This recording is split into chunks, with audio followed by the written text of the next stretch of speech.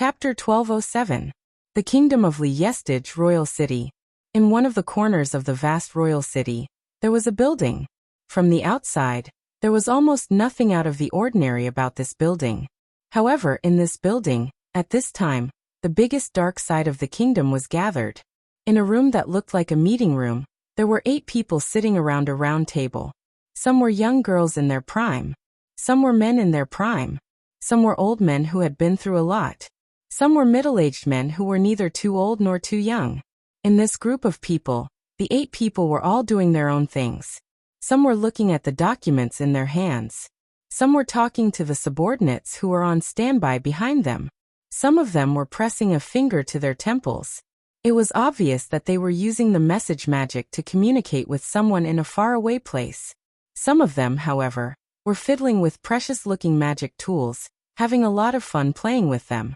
Undoubtedly, they were sitting at the same table, but these people did not even look at the others. All of them were doing their own things. Such a strange atmosphere and scene, in the eyes of the subordinates who were on standby. It was as if they were used to it, as if it was a matter of course. In fact, if it was a matter of course, it was indeed a matter of course.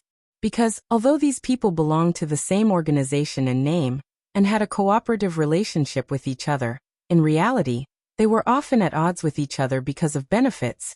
Only occasionally would they form a cooperative relationship. After all, these people originally belonged to different organizations. Even if they were now united, they still had not established a true trust. The reason why they would attend the collective meeting in the royal city on a fixed date was because if they did not attend, it would bring a lot of trouble. In fact, those who did not attend this meeting would be considered a possible traitor, and thus become the target of a purge. Therefore, even under such a dangerous situation, these people still hurried to the imperial city just to attend the meeting. Among them, there was such a woman. The color of her skin was a sickly white. The clothes she wore were also white. There was a snake tattoo from her hand to her shoulder, and there was also purple eyeshadow and purple lipstick. One look and you could tell that she was not an innocent girl. The woman's name was Hilma. Like the others, Hilma didn't have any intention of conversing or interacting with the other 7 people sitting at the same table. Instead, she was reading a document in her hand while biting on a pipe and exhaling smoke. At a certain moment, Hilma suddenly frowned and pressed a finger to her temple. That was a sign that he had received a message. Then Hilma's expression changed, becoming extremely gloomy. The 7 people who didn't seem to be conversing with the rest of the people sitting at the same table all cast their eyes on Hilma, proving that they were indeed paying attention to their surroundings. One of the men even spat out a deep voice at Hilma. What? Did something happen? The one who asked was a bald man with half of his face tattooed with a beast. The bald man had an extremely strong physique, and the muscles on his body bulged explosively. His expression was extremely fierce, and his eyes were full of coldness. One look and you could tell that he wasn't a good person. Moreover, the other 7 people, including Hilma, all had bodyguards with them. Only this man had no one behind him. That was because this man didn't need any guards at all. In terms of strength, as long as this man was willing, he could completely play around and kill everyone in this room. This man's name was Jieluo. For those who didn't know this name, Jieluo was just a guy with a fierce appearance. But for those who knew this name, Jieluo was definitely a target that many people didn't want to provoke. As for why, the reason was very simple. Even if the kingdom's strongest warrior, Gojiefu, personally went up against Jieluo, it wouldn't be easy for him to win. The manager of the Yakushi's security department. He was the leader of the 6 people who could match the existence of a fine steel-ranked adventurer. For such a man to question Hilma, even Hilma, who was also a manager of one of the 8 departments of the Yakushi, couldn't completely ignore him. Hilma took a deep breath and spoke in a deep voice. A village under my command that produces raw materials for drugs has been attacked. This one sentence made the atmosphere of the entire scene drop to the freezing point. Heh. Jieluo let out a cold laugh that made people think of the low growl of a wild beast. Looks like there's only one person who has the guts to attack the Yakushi, right? Jieluo's words made the rest of the people present more or less furious.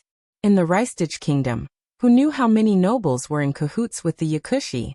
With those nobles around, It was believed that if the kingdom wanted to attack the Yakushi, they wouldn't be able to hide this matter from the Yakushi, regardless of whether they would be stopped by the nobles who were in cahoots with the Yakushi. Since one of the strongholds under Hilma's command had been attacked, and he himself didn't receive any news, it was enough to prove that it wasn't the kingdom that did it, but rather a personal decision. Due to a personal decision, under the obstruction of the nobles, he couldn't mobilize a large force and could only attack with a small number of people. In the end, he was still able to successfully destroy one of the strongholds under the Yakushi's department. There weren't many people who had such ability. It's that group of women from the Wild Rose, right? Hilma closed his eyes and bit on the pipe again. He took a puff, exhaled the smoke, and spoke softly. Then there's only one person who can get the Wild Rose to take action, and only that person would be so scheming to get rid of us. Why do you have to go against us instead of being a princess? Jieluo cracked his mouth open and laughed. Very well, if there's a chance, I'll help you kill that woman. No, I'll capture her. With the title of Gold, the most beautiful princess in the kingdom, I'm sure she can be sold for a good price. The rest of the people also sneered with anger. Lana was indeed an existence that the Yakushi couldn't wait to get rid of. That princess had abolished the slavery system, and had always wanted to get rid of the Yakushi, who was a threat to the entire kingdom, causing a lot of damage to the Yakushi. If there was a chance, it was believed that everyone present wouldn't let Lana go. Unfortunately, Lana had always stayed in the royal city and rarely came out. Even the Yakushi couldn't brazenly barge into the royal city to assassinate her. After all, the royal city was guarded by the kingdom's strongest warriors and their direct subordinates. As for Good Jefu, it was believed that anyone who had heard of his name would be afraid of him, including Jieluo. However, they can only do something to some of the strongholds under our command. They can't do anything to us. Jieluo curled his lips in disdain. It's just one or two strongholds. If you like them, just give them to them. Just one or two strongholds. Hilma glanced at Jieluo. If it were you, would you be so willing to have one of your strongholds destroyed? Jieluo smiled nonchalantly. If it was before, perhaps I would really be angry. But after I'm done with this business, one or two strongholds won't be a problem at all. In an instant, everyone's interest was piqued. Seeing this, Jieluo didn't hide anything and said bluntly, I've received news that there's a decent prey in the royal city selling large amounts of stainless steel through different channels. The profit is not small. Selling large amounts of stainless steel? Hilma said in surprise. How large is it? How large? Jieluo couldn't hide his excited smile. It's so large that it's definitely comparable to what all of us earn in a year. Instantly, everyone's eyes lit up. It was as if a lone wolf had its eyes on some prey. This fellow is still in the royal city. Jieluo smiled like a ferocious beast. I've already sent someone to keep an eye on him. Hearing this, everyone knew that they wouldn't be able to get a share of the benefits this time, and looked regretful. Little did they know that this was the beginning of a destructive disaster for the entire Yakushi. Chapter 1208. Just as Haihagi had said, after destroying the Yakuza drug department's base to cultivate raw materials, Tina and T found a piece of parchment in the village. If they guessed correctly, there must be information on the other 7 departments of the Yakuza. However, the information on the parchment was written in code, and had to be deciphered. Therefore, once they returned to the capital, Haihagi immediately took the parchment, and went straight to the capital to find Lana, so that Lana could decipher the code. With the Golden Princess's wisdom, deciphering the code should not be difficult. Therefore, when Agagi and her party went to the capital to decipher the information, Noah rejected Agagi's invitation to go with them, and directly found an inn to check in with Annabelle. Together with Annabelle, they took stock of the gains in the destroyed village. As a base to cultivate raw materials for drugs, the village naturally had more than just drugs. A certain amount of expenses and funds were required. Now all of that went into Noah's pocket, and was obtained by Noah. Of course, Noah's gains were not much. At least, compared to the profits that Noah would earn from selling large amounts of stainless steel, this was not much. However, that was only because they had only destroyed one base. Once all of the bases of the 8 departments of the Yakuza were destroyed, the gains would be the real deal. Therefore, when Haihigi and the others went to the capital to discuss deciphering the information with Lana, Noah stayed in the inn and waited for the moment to act. On this day, Noah also stayed in the inn and sat in front of a table, flipping through a thick book. It was a book that looked like crystal, but also like spring water. The cover was constantly reverberating with circles of ripples. It was an incredible book. Not many people knew about this book. However, if a legend was mentioned, many people would clearly know the reason behind it. According to legend, in the world of Norse mythology, there was a world tree. The world tree had 3 main roots. Among these 3 main roots, one of them extended to the country where the giants lived. And under this root that extended to the giant country, there was a mysterious spring water that contained all wisdom. It was said that as long as one drank a mouthful of the spring water, one would be able to obtain supreme wisdom. In order to bring wisdom into the world of the gods, Odin, the main god of Norse mythology, found this spring and obtained the wisdom named Rune at the cost of losing an eye forever. From then on, the main god Odin became the god of wisdom and magic. This was a famous story that anyone who had some knowledge of Norse mythology would know. The book in Noah's hand was the prototype of this mythical relic. Noah only remembered the nameless spellbook of the 8 Desires King after Ibirui mentioned it. As the original codex from which Odin, the main god of Norse mythology, obtained wisdom, this book was similar to the nameless spellbook of the 8 Desires King. The nameless spellbook of the 8 Desires King could record all magic in the world.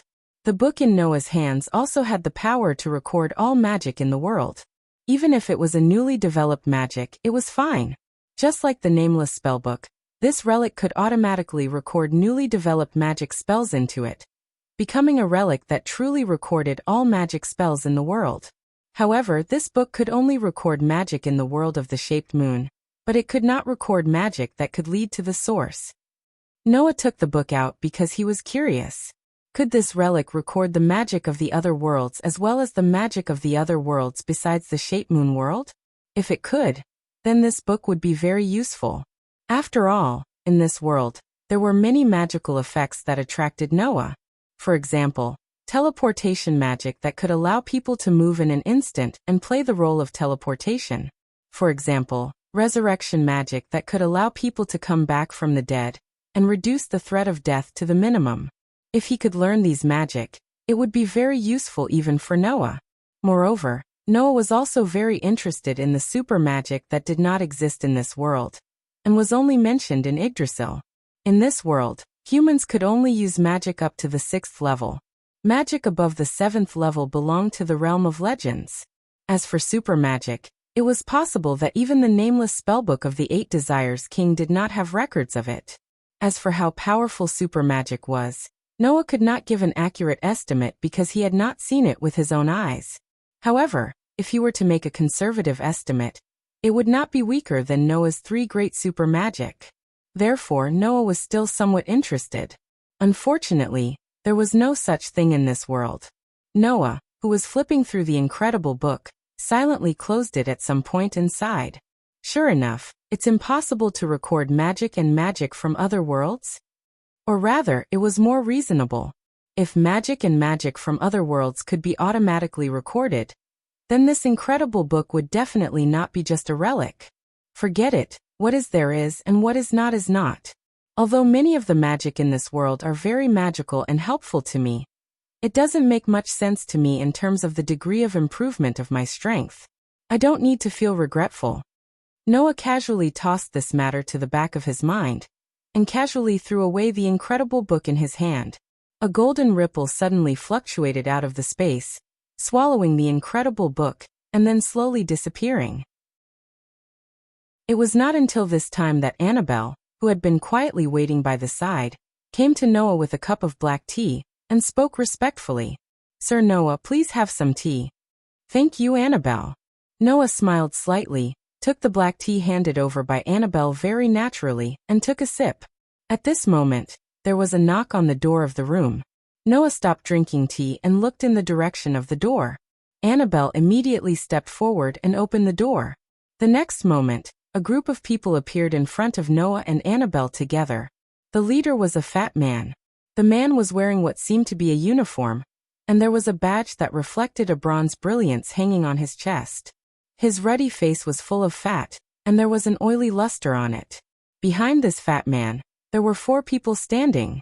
There were 4 armored men with spears in their hands. Seeing the 4 people holding spears and wearing armor, Noah frowned. Because in the kingdom, only the kingdom's soldiers would appear in such attire. Why would a fat man with the kingdom's soldiers look for Noah? Before Noah could think of anything, Annabelle's cold gaze swept across the group of people and said so. Who are you? As always, except for Noah, Annabelle was so indifferent to any human. However, the fat man with the 4 soldiers couldn't care less about that. This was because when he saw Annabelle's astonishing beauty, the fat man's face was stunned. Then, his entire expression became slightly obscene. That look was simply as if he wanted to lick Annabelle all over. His behavior naturally made Annabelle's eyes show some murderous intent. However, before that, the chubby man pretended to be serious and coughed once. He used a sharp voice that caused people to frown and said this sentence with a slightly off-pitch voice. I'm the royal city's patrol officer, Staven. The words of the fat man named Staven made Noah's brows furrow deeper. The so-called royal city's patrol officer referred to a public official who protected the security of the royal city, which was also the boss of the guards in charge of patrolling the city. The scope of authority was quite extensive. Why would such an patrol officer in charge of the security of the royal city suddenly come to the door? Ignoring Noah's question, the man who called himself Staven said to Annabelle with his chest puffed out. This should be Noah Doria's residence, right? Hearing that, Noah narrowed his eyes. He didn't come with good intentions. Chapter 1209. What Annabelle didn't know was that the visit of this patrol officer named Staffen had already been labeled as a hostile visitor by her master. However, Annabelle had the same idea. Seeing that Staffen was pretending to be serious, but his pair of eyes frequently swept back and forth on her body with a somewhat obscene look, Annabelle didn't think that such a person would come to invite Noah to have a meal together. At that moment, Annabelle planned to drive all these people away without hesitation. However, before that, Noah's voice slowly echoed in the room. Annabelle, let him in. Yes. Annabelle responded without any hesitation, and dodged to the side, giving way to the door, and spoke coldly without even looking at Staffen. My master wants you to go in. Hearing this, Staffen was stunned, and then the obscene look in his eyes turned into outright jealousy. If it were any other time, if someone dared to speak to Staffen in such a rude tone, Staffen would have already lost his temper. Now, the reason why Staffen didn't lose his temper was not that he had become magnanimous, but that he was blinded by jealousy. As for the reason for jealousy, it couldn't be simpler. A mere businessman can actually have such an outrageously beautiful subordinate. It's really unfair. Annabelle's statement of my master clearly explained her relationship with Noah. Looking at Annabelle's frosty expression, but she still didn't lose her beauty, and instead added a bit of the temperament of an ice beauty, Staffen's heart really became itchy. If there's a chance. With this thought, the fat on Staffen's face piled up into an expression that couldn't be more fake. Then he walked into the room with his head held high. The group of soldiers behind Staffen just wanted to follow in, but Annabelle blocked the door in a flash. Glancing at the soldiers who were stunned, Annabelle spoke with a blank expression. Sir, Noah didn't let you follow in. The soldiers were speechless. However, that's true. As an ordinary soldier, if they didn't obtain permission, they would be sentenced for breaking into someone's residence. Shertupun frowned and waved his hand impatiently. You guys can wait outside. All the soldiers nodded in agreement. Then Staffen looked into the room. He saw that Noah was still sitting in front of the table, holding a cup of black tea in his hand and sipping it. Seeing that Noah was ignoring him, the corner of Steve's mouth twitched. He was about to get angry, but he thought of something and suppressed his anger. Little did he know that Noah had seen this scene clearly. Thus Noah curled his lips and smiled. He placed the teacup in his hand on the table, and made an inviting gesture to the seat opposite him. Mr. Staffen, aren't you going to sit down first? There's no need for that, Staffen said to Noah in a businesslike manner with a straight face. I'm here on official business. You're Noah Doria, right? That's right. Noah nodded and smiled. I wonder why you're here on official business, Mr. Patrol Officer? My place can't be compared to those luxurious offices. Are you playing word games with me, Mr. Noah? Shertupan couldn't help but reveal a hint of anger. Don't play dumb. You should know very well why I'm here. I can't pretend that I didn't hear that. Noah shrugged. Mr. Patrol Officer, you're wrong. I don't know why you're here. It's just that. Speaking of this, Noah looked at Shertupan with a meaningful gaze. It shouldn't be anything good, right? Shertupan's face was flushed red. He was infuriated. As the patrol officer of the royal city, he was in charge of the security of the royal city. In the past, whenever Shertupan looked for someone in the name of carrying out official business, even if that person was a famous tycoon, who wouldn't be polite to Shertupan because they were worried that Shertupan would take advantage of them. But now, a mere merchant not only didn't treat Shertupan with respect, but also displayed an extremely carefree attitude. For someone like Shertupan who thought that he was in a high position, it was absolutely unbearable. Mr. Noah, you can laugh as much as you want now. You won't be able to laugh later. Shertupan's tone became firm as he shouted at Noah. As far as we know, Mr. Noah seems to have been selling a large amount of steel in the royal city recently. Is that true? That's true. Noah nodded nonchalantly. What's wrong? Could it be that doing business in the royal city is considered disrupting public order? If it's just doing business, then of course not. Shertupan said with a disgusting tone. It's just that that's only if the goods are legal. Hearing this, Noah roughly understood what Shertupan was trying to say.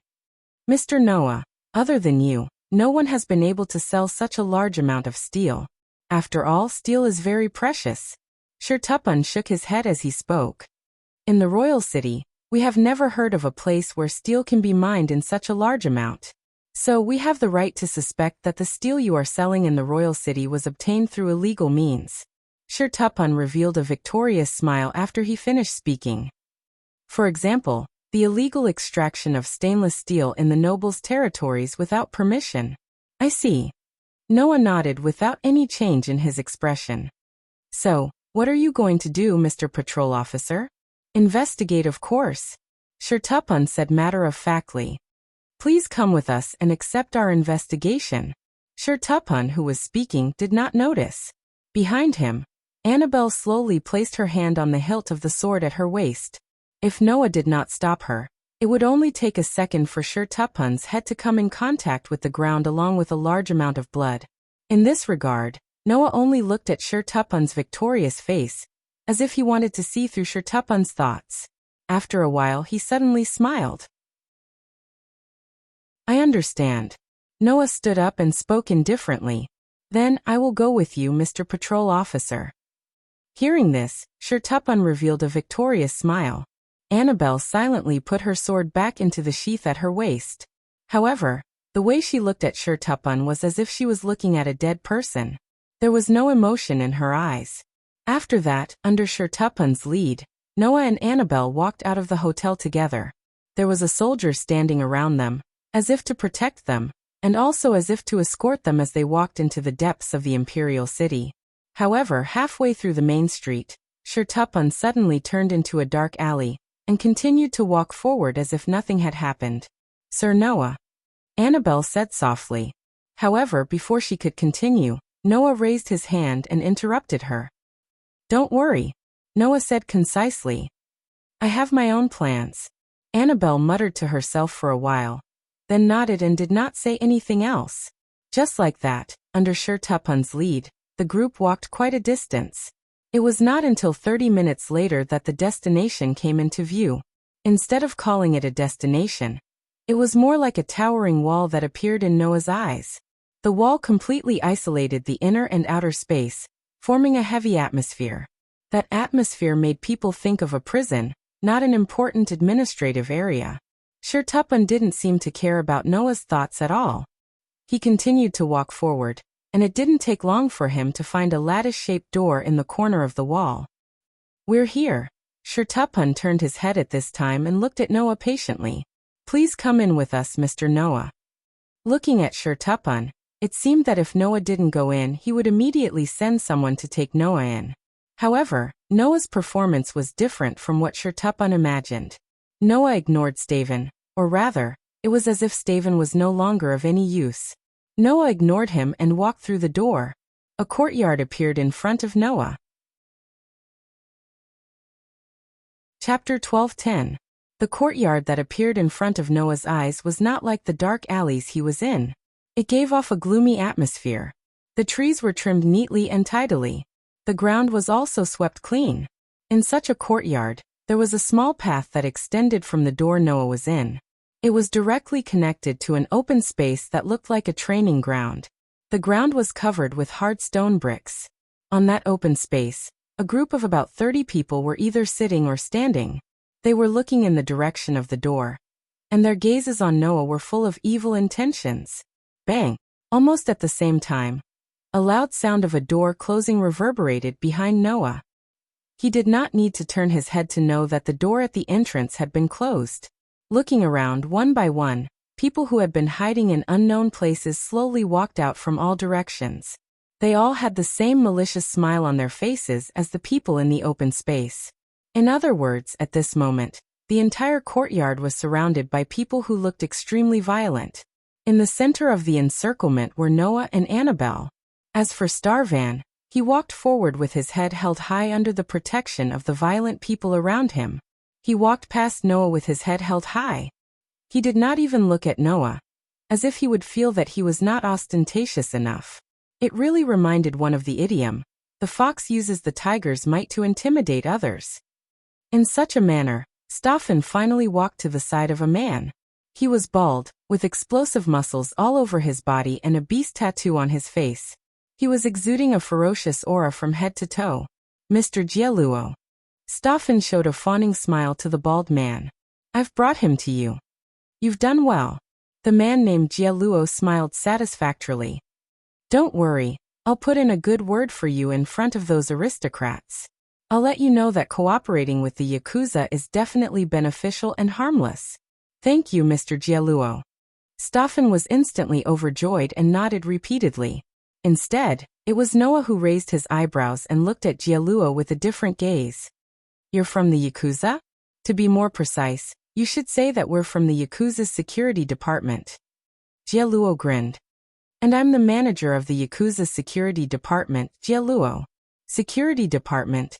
Noah was a little surprised and looked at the people around him. "So you're saying that there's a 6-armed centipede that's rumored to be comparable to a fine steel adventurer here? You know quite a lot." Gialuo was also a little surprised and spread his hands. "Since they've already named you, then come out and meet our big client."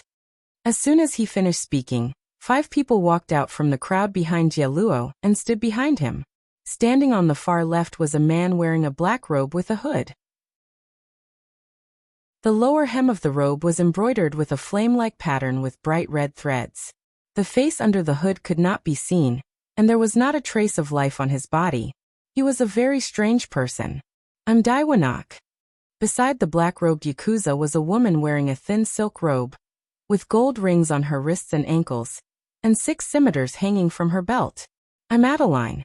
Standing next to the woman who called herself Estrian was a handsome man in a brocade robe with a vest and coat embroidered with gold thread, and a thin sword in his hand. "I'm Momvest." Standing beside the self-proclaimed Mamvest was a warrior with a sword firmly sheathed in his scabbard, protected by a full body armor without any decorations. "I'm Peshlian." As for the man who called himself Peshlian, on the rightmost side, there was a man with pale skin, sharp eyes and thin cheeks. He looked like a bird of prey. "I'm Dun Lunt." The 5 people who reported their names stood behind Gialuo, making him look like an artist who was showing off his work that he was proud of. He spread his arms and laughed loudly. "Together with me and Gialuo, we are the strongest people in the Yakuza's security department 6 arms." Following Gialuo's laughter, the other 5 people also raised their heads and puffed out their chests, obviously feeling proud. However, 6 Arms Group did not notice. In front, Noah's gaze swept across 6 Arms Group one by one. After a while, the corners of his mouth lifted slightly, and he muttered to himself, "I've searched high and low for it, only to find it by sheer luck." Noah did not expect that the strongest group of thugs in the Yakuza would actually send themselves to his doorstep. There was really nothing better than this. Therefore Noah laughed, laughing very happily. That laughter made Jie-Luo's laughter stop abruptly. Slowly withdrawing the smile on his face, Jie-Luo looked at Noah. His eyes were like those of a fugitive, full of ruthlessness. Kid, you've been tricked into coming here, and you can still laugh? Why can't I laugh? Noah shrugged and glanced at Stefan. If I really only found out now that I've been tricked, perhaps I would be very surprised. However, I'll have to trouble you to find someone with better means to trick me next time. Let that pig over there strut around in front of me. If it weren't for my patience, I would have laughed my lungs out long ago. What did you say? Stefan's fat face instantly turned the color of a pig's liver due to his anger. You said I'm a pig? What? Don't tell me that people in this world don't have the habit of calling those who are so stupid that they have no bottom line as pigs? Noah laughed out loud. Moreover, not only is your brain as stupid as a pig, even the fat on your body is no different from a pig's. Then if you're not a pig, what is a pig? You. Stefan was so angry that his hand trembled as he pointed at Noah. Jie-Luo, on the other hand, stared at Noah and laughed coldly. So you knew from the beginning that you've been tricked? I had no choice. Noah suddenly smiled. Who asked that pig over there to say that the steel I was selling was illegally mined? Oh. Jie-Luo asked curiously. Is there a problem with that? At first glance, there isn't a problem. After all, steel is indeed a very precious metal. No one would be able to obtain such a large amount of steel in one go. However, everyone knows this problem, including those merchants who bought steel from me. Noah looked at Jie-Luo. Since that's the case, as merchants who value peace, if those fellows weren't certain that my steel came from a clean source, why would they buy from me at the risk of being banned? That's impossible. Stefan let out a squeal that sounded like a pig being slaughtered.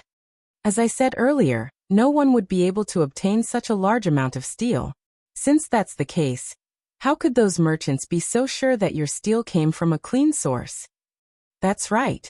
Jie-Luo also rebutted. If your steel came from a clean source, then why didn't I find out where the steel came from, and how it was transported to the capital, when I investigated beforehand? Just because it came from a clean source doesn't mean that everything has to be revealed. Noah pursed his lips. As long as there's someone who can absolutely guarantee that the steel is clean, and this guarantee is approved by the king, wouldn't that be enough? Wah. Jie-Luo and Stefan were both stunned. Do you understand now? Noah said with a half-smile. I have someone above me. Moreover, this person is extremely important in the kingdom.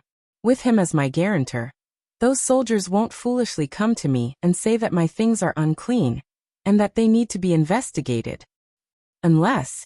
Noah looked at Stefan, whose face had completely darkened, and said sarcastically, unless that person didn't receive a report of an illegal transaction at all, and used this as an excuse to make me obedient for personal reasons. Stefan's lips trembled. Evidently, Noah had hit the nail on the head. As for Jie-Luo, he started clapping. I see, we really didn't think of this. Saying this, Jie-Luo narrowed his eyes and looked at Noah with a cold gaze. Since you know that you've been deceived, you still dare to come along? What are you relying on?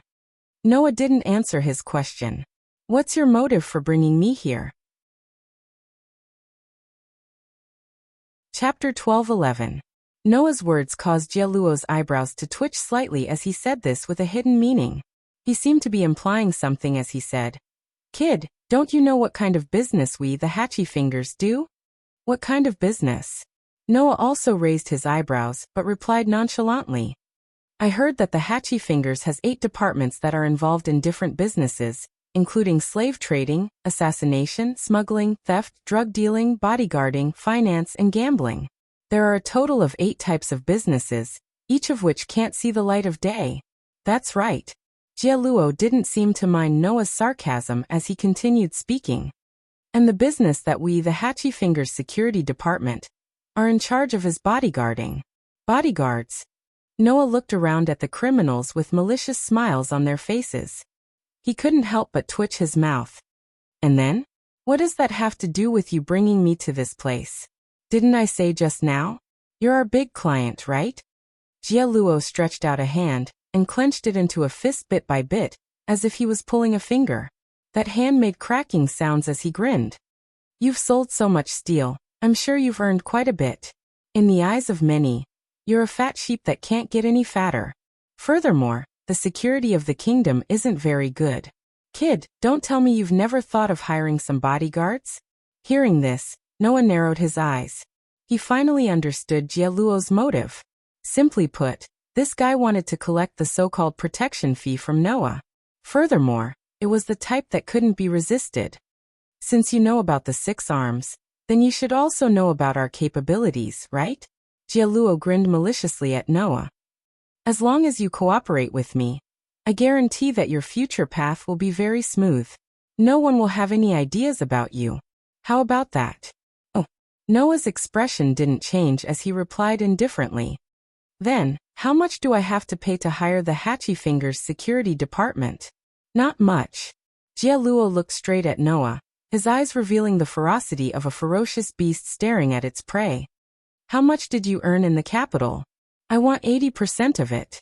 Consider it a friendly price. As soon as these words were said, the surrounding outlaws immediately laughed one by one. On the other side, although Stoffin was still enraged by Noah's words, he felt that his hatred had been vented. 80%? That wasn't a collaboration at all, but an exploitation, right? With the amount of steel that Noah sold, 80% of the profits was enough to buy 1 or 2 pieces of land. Not to mention hiring bodyguards. Under such circumstances, did Jia Luo intend to take away 80%? Even asking for an exorbitant price was not enough to describe his greed. Noah knew this, Stark knew this, and Jia Luo himself naturally knew this as well. However, Jia Luo had never thought of hiding anything. What? Can't accept it? Jia Luo sneered. It's best if you accept it. That way, you can at least take the remaining 20% and return home safely. There was no need to confirm what he meant. Jia Luo gave Noah only 2 choices. One was to obediently hand over the 80% of the profits from selling the steel. In that case, Noah would be able to take the remaining 20% and leave the imperial city safely. The other was to reject the so-called collaboration. That way, everyone present could guarantee that when night fell, a person selling steel in large quantities would disappear without a trace, and all the money he earned would go into Jia Luo's pocket. That was all there was to it. This was the Hatchy Fingers. They were the largest criminal syndicate in the kingdom of Yestage. The surrounding atmosphere suddenly became sinister, due to Jia Luo's undisguised malice. The repulsive outlaws slowly took a step closer to Noah with sinister smiles on their faces. Stark, on the other hand, took a step back and looked at Noah with delight in his eyes. Jia Luo, on the other hand, stood motionless with the other 5 members of the 6 arms. They had cold smiles on their faces, looking as if they had Noah in their grasp.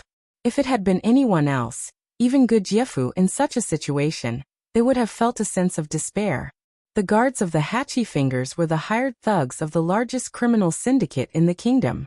It was definitely possible to say that there were many experts within.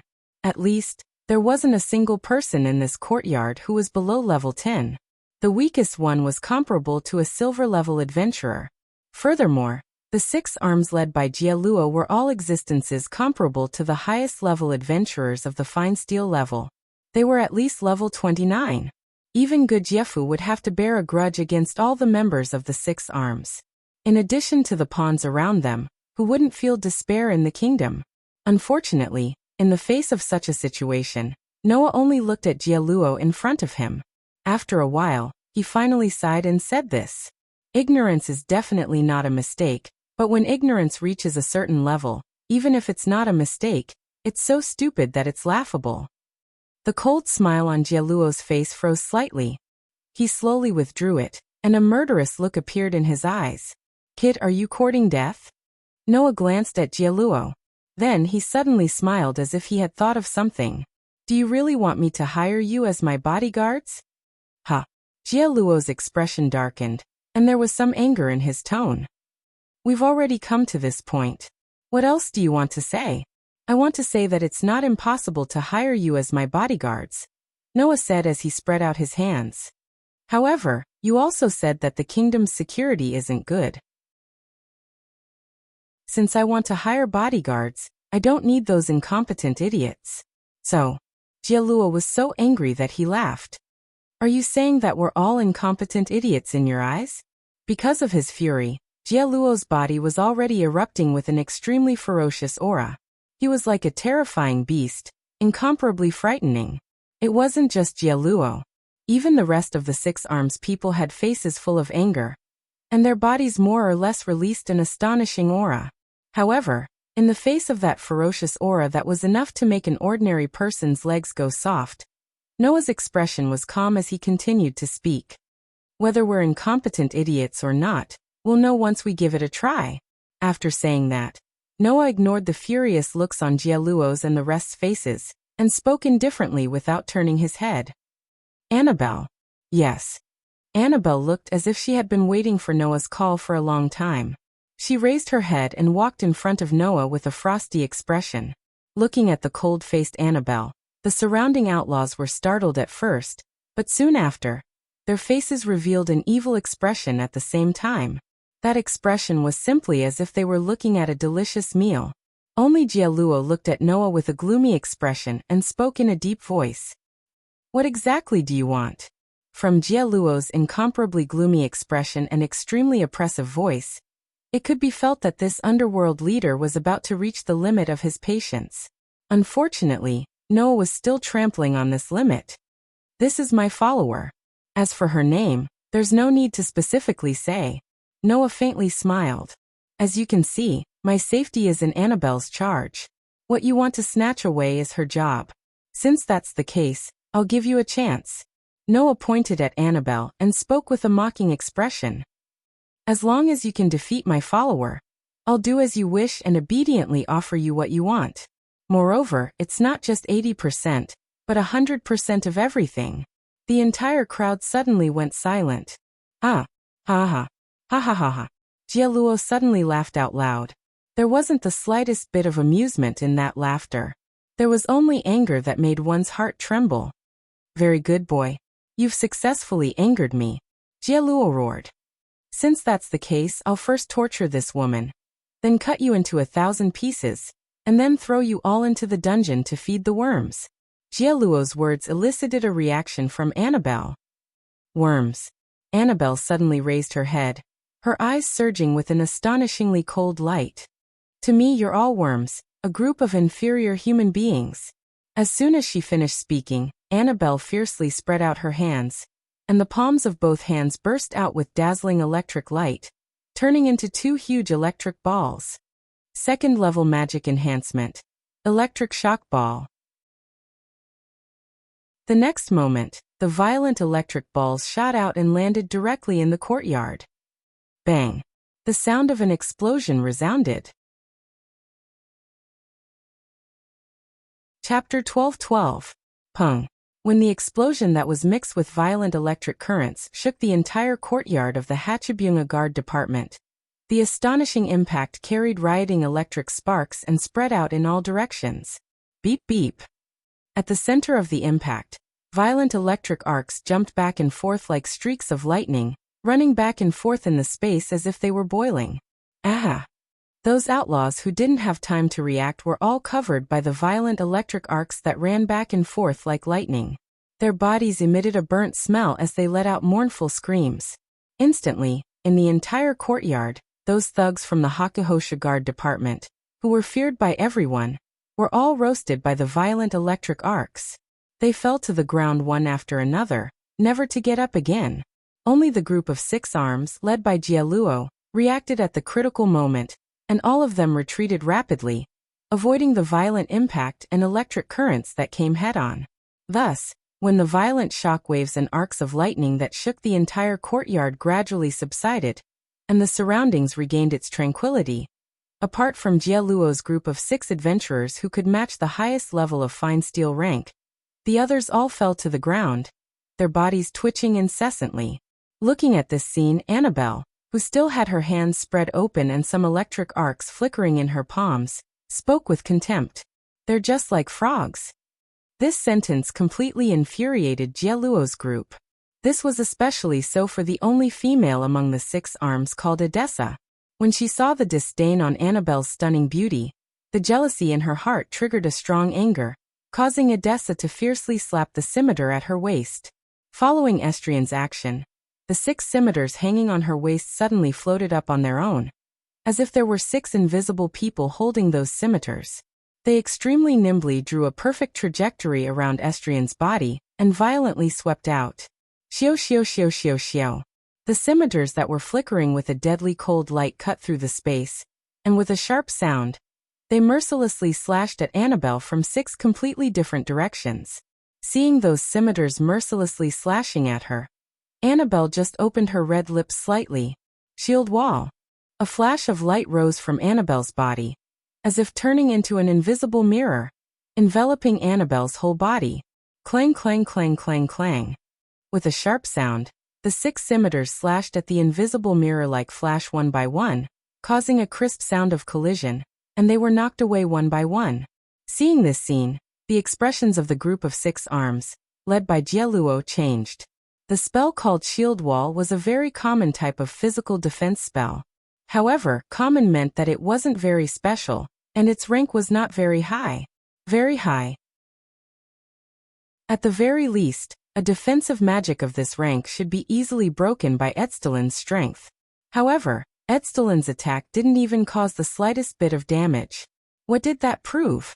It proved that Annabelle's strength was far beyond that of a magic of this rank, so she was able to allocate a large amount of mana to increase the defensive power of the shield wall.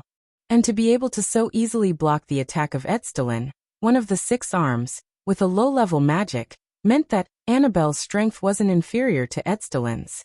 So that's how it is. Another person who can match a fine steel adventurer? Jieluo's face was gloomy. This is what you're counting on. Jieluo stared at Annabelle, and after adjusting his body slightly, he abruptly stomped his feet on the ground. With a loud bang, Jieluo seemed to have turned into a ferocious beast, charging straight at Annabelle. Then let me show you who's the useless idiot. After saying that, Jieluo was in midair, but he clenched his fist fiercely. The muscles on his arm bulged explosively, and even ferocious blue veins appeared. He suddenly punched at Annabelle. Wherever the fist passed, the air waves in the surrounding space rolled back and forth, bringing about a sonic boom. The momentum was not small. It was just an ordinary punch, but it was able to reach such a level. Noah's eyes flashed as he watched from behind. A warrior monk? That's right. Jieluo's profession was a warrior monk. Moreover, he was a powerful warrior monk who had at least trained his body to the extent of being as hard as mithril. Therefore, if Annabelle used the shield wall to defend against this punch, it would definitely be shattered in an instant, and she would even be severely injured. Knowing this, Annabelle still didn't move an inch. She only looked at the approaching Jieluo with a ferocious expression, and slowly extended a finger. Lightning strike. A dazzling electric arc suddenly flickered from the tip of Annabelle's finger. Finally, like lightning, it shot violently at Jieluo, who was still in midair. A trifling third-rank spell. Jieluo roared angrily. Don't underestimate me. With a furious roar, Jieluo directly punched at the lightning that shot violently at him. He actually didn't dodge or evade the spell, using his body to meet it. Bang! Along with the collision between the fist and the lightning, an astonishing impact once again appeared in midair. It was as if a substantial wave of wind had appeared, causing ripples in the air. It was also at this moment that a phantom suddenly flashed behind Annabelle. Like a mirage, it emerged from illusion to reality. It was an illusion. A spell specially used to confuse people's vision. The person who used it was one of the 6 arms, Dun Lunt. With a sinister smile, Dun Lunt fiercely pulled out the long sword at his waist. Take her down. The long sword tore through the air, and suddenly slashed fiercely at Annabelle's neck. Feeling the tearing sound of the wind behind her, Annabelle's eyes narrowed. Dimensional movement. The next moment, Annabelle's figure suddenly disappeared from where she was, causing Dun Lunt's determined sword to hit empty air. Wah! Dun Lunt was astonished. However, no matter how astonished he was at this moment, He had already exposed his biggest flaw. Poochie! With a tearing sound, a long sword pierced through Dunlant's chest, bringing with it dark red blood that splashed all over the ground. Scatchalant's eyes bulged. His neck seemed to have been wound up as he lowered his head stiffly. When he saw the long sword that had pierced through his chest, blood flowed out from the corner of his mouth. He squeezed out a voice with great difficulty. No. This was Dunlant's last regret.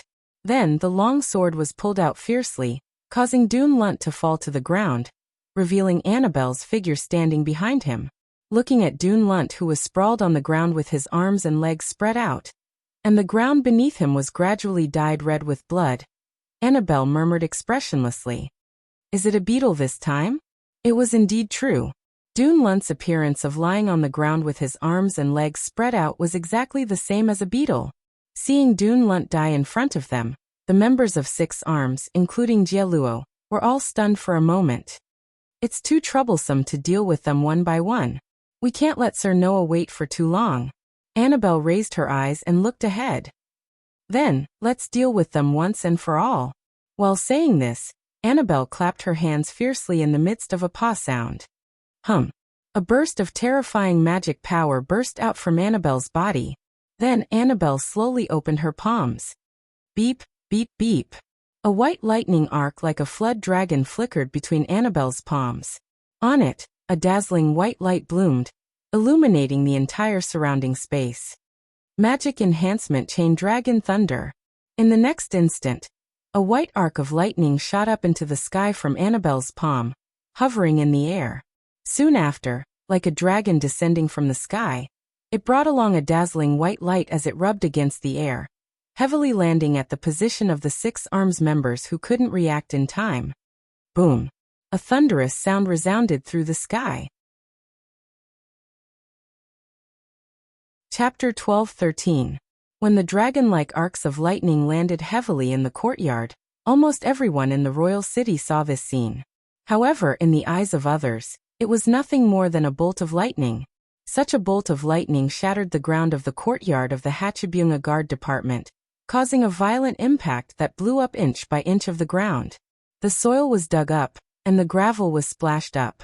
A large number of arcs of lightning were like crazy pythons, scurrying back and forth. The entire space was shrouded in dazzling lightning. No one knew how long this scene lasted. After a long time, when the dazzling white light that shrouded the entire space slowly faded away, the violent impact and crazy arcs of lightning that acted in the space also subsided little by little. The originally well-decorated courtyard had already changed its appearance greatly. A pit appeared on the ground. With Jieluo as the leader, Dianok, Estrian, Mamvist, Peshlian, and even Schlund, who was stabbed in the chest by Annabelle and died, were all lying in this pit. Occasionally, one or two electric currents would run through their bodies. Every time an electric current ran through this group of people, their bodies would jump a little, as if they were lying on the ground and bouncing their bodies slightly. Seeing this, Annabelle, who was standing in front of the pit, said sarcastically, "They really do look like fleas." After saying that, Annabelle directly turned around and walked in the direction of Noah. From the beginning to the end, it could be said that Annabelle didn't look directly at the group of strong people who were said to be comparable to the highest level of human fine steel adventurers. Under such circumstances, from the time Noah sent Annabelle to fight, to the time when the strongest fighters of the Hatchibyunga Guard were all defeated, the whole process didn't even take 5 minutes. In just 5 minutes, even Gu Jiefu, who had the title of the strongest warrior in the kingdom, and Songqiang, who was also a fine steel adventurer, had to pay attention to Six Arms, but in Annabelle's hands, they were easily defeated. The reason was very simple. The magic that Annabelle used was called Chain Dragon Lightning, which was magic above the 7th rank. As for magic spells above the 7th level, that was a mythical realm that humans could not touch. Even if Jieluo and his party were known as elite steel tier adventurers, as long as they were humans, they could only nurse a grievance when faced with magic that humans were unable to touch. Even if there were 10 more fine steel adventurers, it would still be the same. He believed that if this matter was publicized, 99 out of 100 people would choose to laugh it off and think that it was just a rumor. The remaining one would only be skeptical, right? But for Annabelle, the person in question, This was nothing more than that. My apologies, Lord Noah. Annabelle's cold and emotionless appearance completely melted in front of Noah, turning into a respect that could drive people crazy. I spent some time on those insects. There's nothing to apologize for, Annabelle. Noah smiled at Annabelle. You've done well. Thank you for your hard work. Yes. Only then did Annabelle feel relieved. Noah cast his gaze into the pit and looked at Jia-luo, who was lying on the ground with 1 or 2 electric currents running through his body from time to time. He curled his lips and said, "Now do you know who's the useless idiot?" In the pit, Jia-luo's body jerked violently in a way that it had not done before. In response, Noah did not even look at it and turned around directly. This is probably the headquarters of the Yakumo garrison. Let's search here, and we should be able to get a lot of rewards. Yes, Lord Noah. Annabelle nodded obediently. Just as Annabelle was about to follow behind Noah and leave the scene together, her expression suddenly changed. Bang! Following a muffled stomping sound, Jia-luo, who was originally lying on the ground, suddenly leaped up like a prostrating cheetah, bouncing his body up. The aura on his body abruptly surged as his figure violently rushed out. Moreover, it was in the direction of Noah. As the leader of the 6 arms that was comparable to a fine steel adventurer, Jia-luo's strength was naturally the strongest in the 6 arms. Jia-luo was confident that even if he were to face the kingdom's strongest warrior, Good Jiefu, he would definitely not lose. However, today Jia-luo and all the other members of the 6 arms couldn't even last 5 minutes against Annabelle. Coupled with the chain dragon thunder just now, Jia-luo knew that even if he were to risk his life, he would definitely not be a match for Annabelle. Jia-luo was naturally filled with disbelief about Annabelle's strength. However, compared to disbelief, Jia-luo's heart was filled with hatred for Noah, who had looked down on him from beginning to end and treated him like a fool, making him behave like a clown. Driven by hatred, Jia-luo turned into a desperado. He did not care about Annabelle, who was still by Noah's side, and stared fixedly at Noah, who was getting closer and closer. The blood at the corner of his mouth rendered his face extremely sinister as he roared hysterically. Even if I die, I'll drag you down to hell with me. The distance between him and Noah was instantly reduced to 0. Jia-luo clenched his fists tightly, condensing an extremely terrifying force in his fists, and blasted it violently at Noah. This punch brought about a strong oppressive wind. The strong wind blew the fringe in front of Noah's forehead, exposing a pair of deep, dark eyes to Jia-luo's distorted vision due to extreme hatred. However, Jia-luo simply could not see the excessive hatred. In the face of what could be said to be the most powerful attack of his life, Noah's pitch-black eyes did not show any fear, panic, or even the slightest fluctuation. There was only complete and utter calmness. Bang! A muffled sound that made one's heart contract abruptly reverberated through the entire surrounding space, causing a ring of shockwaves to spread out like sound waves, rippling through the extremely dilapidated courtyard. At this moment, Jia-luo, who had unleashed the most powerful punch of his life, slowly narrowed his eyes until they were the size of a needle tip. This was because that blow, which was enough to shatter a huge rock, had been easily blocked by a hand and grasped in the palm of his hand. You seem to have misunderstood something, right? Following this calm voice, the hand that had easily received Jia-luo's strongest punch slowly clenched, tightly clenching Jia-luo's fist within.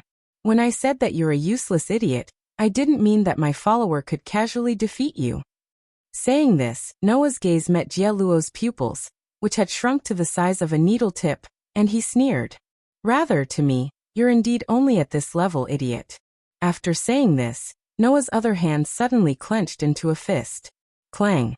Streaks of electrical lines crawled up Noah's tightly clenched fist. Whang! A resplendent vortex of air vibrated from Noah's tightly clenched fist. In the instant that Jia-luo was completely unable to react, a fist that was even more terrifying than the most powerful punch of his life cut through the air and landed directly on Jia-luo's body. Bang! Amidst the sound of an explosion, Jia-luo's entire body exploded like an overinflated balloon under that terrifying punch, causing large amounts of blood, flesh, bones, and internal organs to splatter in all directions. Just one blow. Jia-luo, whose strength was comparable to the kingdom's strongest warrior, Good Jiefu, died without a complete corpse.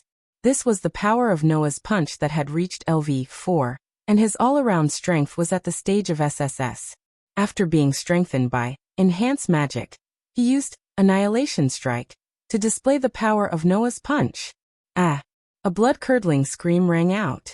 That wasn't the voice of Jialuo, whose body was smashed to pieces.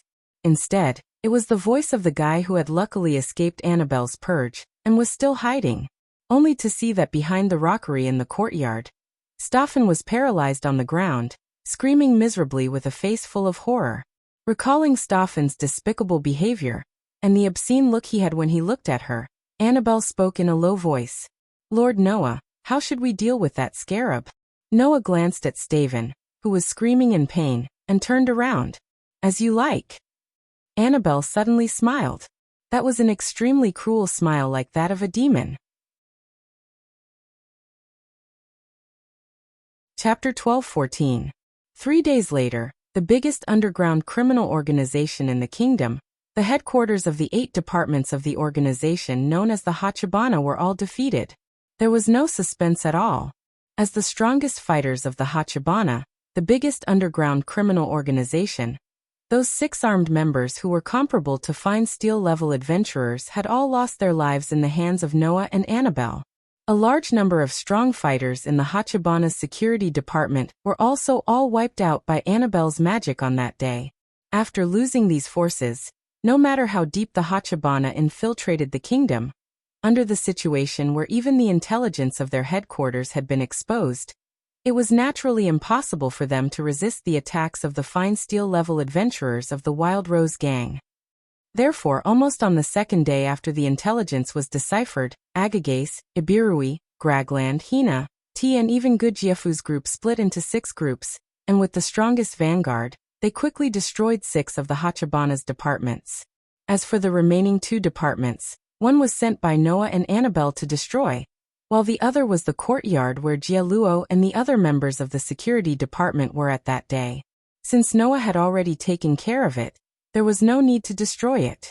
Therefore, in just 3 days, the headquarters of the 8 departments of the Hachibana were all defeated. And just like Agagase's plan from the start, after the 8 headquarters of the Hachibana were all defeated, the panicking managers of the departments could only helplessly seek help from the nobles who were in cahoots with them. In the end, Princess Lana, who had been keeping an eye on the nobles, successfully followed the vine and found the locations of the managers of the other 7 departments other than Jialuo. Then the people of the Wild Rose Gang acted and took down all of them. At this point, the Hachibana, the biggest underground criminal organization in the kingdom, was almost completely wiped out. The reason why the word almost was used to describe it was because other than the headquarters of the 8 departments, the Hachibana definitely had some small strongholds set up in the territories of the other nobles, just like the village where they cultivated the raw materials for the drugs. Those small strongholds had not been wiped out yet. Therefore, even if the managers and headquarters of the 8 departments of the Yakuza were all defeated, the leaders of the remaining small strongholds would still take advantage of their territories, and with the help of the nobles who were in cahoots with them, they could barely maintain their existence. Even so, the power of the Hachibana had been greatly weakened, and its influence on the kingdom had also been greatly reduced. If Princess Lana was smart enough, it shouldn't be difficult to find an opportunity to eliminate these fish that escaped the net. However, that had nothing to do with Noah. According to the agreement, Noah's assistance would only last until the managers and headquarters of the 8 departments of the Yakuza were all captured. If this assistance was maintained until the entire Hachi Fingers was defeated, who knew how long it would take to find all the fish that had escaped the net? Because of this, Haggis and the others weren't so thick-skinned as to ask Noah to stay in the capital for the sake of some fish that slipped through the net. In other words, the matter of dealing with the Hachibana had come to an end. As for the gains, they were not small at all. According to the previous agreement, after the headquarters of the 8 departments of the Hachibana were defeated, the stolen goods that were collected would all belong to Noah. After checking, Noah realized that these gains were more than 10 times more than what he got from selling large amounts of stainless steel. After all, most of the business that the headquarters of the 8 departments of the Hachibana had done so far was here, So how could it not be a lot? After a few days of hard work, he was able to get this kind of gains, so Noah was quite satisfied. Not to mention the gains in terms of money, just the gains from the rest of the materials that he planned to use to make equipment, tools, and other items were already considered a huge amount of resources. With these, he would definitely be able to make quite a number of magical tools with miraculous effects in the underground tomb of Nasarek, which would be of great help. Originally, Noah only planned to earn some money on this trip to see if he could use it to pay for the maintenance of the underground tomb of Nasarek. Now, with so many unexpected gains, if he was still not satisfied, then he would be too greedy. Under such circumstances, Noah felt that it was time for him to leave the capital and return to the underground tomb of Nasarek. You're leaving? In the hall of Gudjefu's mansion, with Gudjefu and Gudjefu as the leaders, a group of powerhouses of the highest level in the kingdom all revealed shocked expressions. What's so strange about it? Noah said helplessly. I came to the capital to do business, and not to settle down. Now that I've achieved my goal, there's nothing strange about leaving here, right? But if you're leaving, Mr. Noah is planning to return to Yelantir, right? Gudjefu frowned slightly. Compared to Yelantir, the capital should be more suitable for Mr. Noah to live in, right? Is this place more suitable for people to live in than Yelantir? Noah looked at Gudjefu. Perhaps as the capital of the kingdom of Restige, this place is indeed more attractive than the cities at the border, but it's not necessarily suitable for people to live in, right? Hearing that, Gudjefu was speechless. It was impossible for Gudjefu not to understand the meaning behind Noah's words. Indeed, compared to the cities at the border, the capital might be more prosperous. But there were too many disputes here. Other things aside, all kinds of nobles were basically gathered in the capital. With the current internal strife in the kingdom, it was impossible for someone like Noah, who had extraordinary powers, not to get involved in these disputes. When the time came, if he were to be involved in the political whirlpool of the kingdom, then the trouble would be huge. Of course, this so-called trouble would depend on Noah's wishes. If Noah wanted to occupy a place in the kingdom, then with Noah's abilities, it would definitely not be difficult for him to make a name for himself here. Unfortunately, Noah did not have that intention at all. Therefore, the disputes in the kingdom were only trouble to Noah. But isn't this too much of a pity? Gudjefu was sincerely anxious. With Sir Dole's strength, if you are willing to serve the king, then the kingdom's situation will definitely improve a lot. The king has always wanted to meet you, sir. Don't you want to consider it?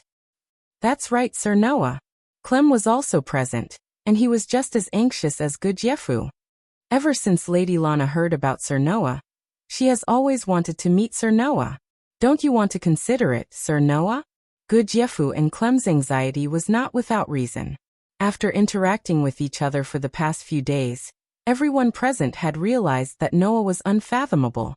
At the very least, everyone present knew that Noah had power that surpassed everyone else, but no one knew where the limits of this power were. Even a level 50 super expert like Ibirui could not see the tip of the iceberg of Noah's true strength. Everyone found it hard to imagine just how strong Noah was. If this power could be used by the kingdom, then it would be an unprecedented help. Perhaps, the kingdom's internal and external troubles, and the gradual corruption could be improved because of Noah's existence? Come to think of it, who wouldn't be anxious about Noah's departure as long as they truly cared about the kingdom? Not to mention Gudjefu and Clem, even Hagrid tried to persuade him. Sir Noah, please reconsider. Alright, you guys don't need to say any more. Noah shook his head. I have my own home, and I need to return there. There are many people there that I need to take care of. I also need to take care of those troublesome fellows. I can't stay here. Noah's home made everyone speechless. At the same time, it also made Annabelle's expressionless face soften slightly, because the home that Noah mentioned was undoubtedly the tomb under Nasarek, wasn't it? This time, Hagrid and the others had no choice but to give up.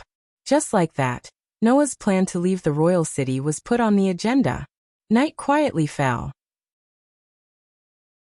In the courtyard, Noah raised his head and looked at the bright full moon in the sky. His expression was more or less peaceful. No matter which world it is, the moon will be full sometimes. This sentence was heard by someone who happened to pass by. You say that as if you have been to other worlds. Noah's eyes flashed slightly. Chapter 12:15. The voice behind him made Noah, who was looking at the bright moon in the sky, slowly turn around and look at the source of the voice. Over there, Ibirua was dressed in a black robe as usual. She wore a mask that completely covered her entire body, like the Grim Reaper of the night. She hugged her arms and leaned against the wall. Her gaze seemed to be cast on Noah. She just stared at Noah and said as she spoke, "However, even if you really came from another world, I wouldn't be surprised at all." Hearing this, Noah nodded, turned around again, looked at the moon in the sky, and said, "Maybe, I'm really not from this world. That's hard to say." Obviously, Noah thought Ibiruai's words were an exaggeration. After all, for Ibirui, Noah's power was indeed beyond the reach of a human. Then, under such circumstances, it wasn't strange for Ibirui to say such a thing. In view of this, Noah followed Ibiruai's words and half-jokingly told the truth. Noah didn't know this. What Ibirui said next was very important to Noah.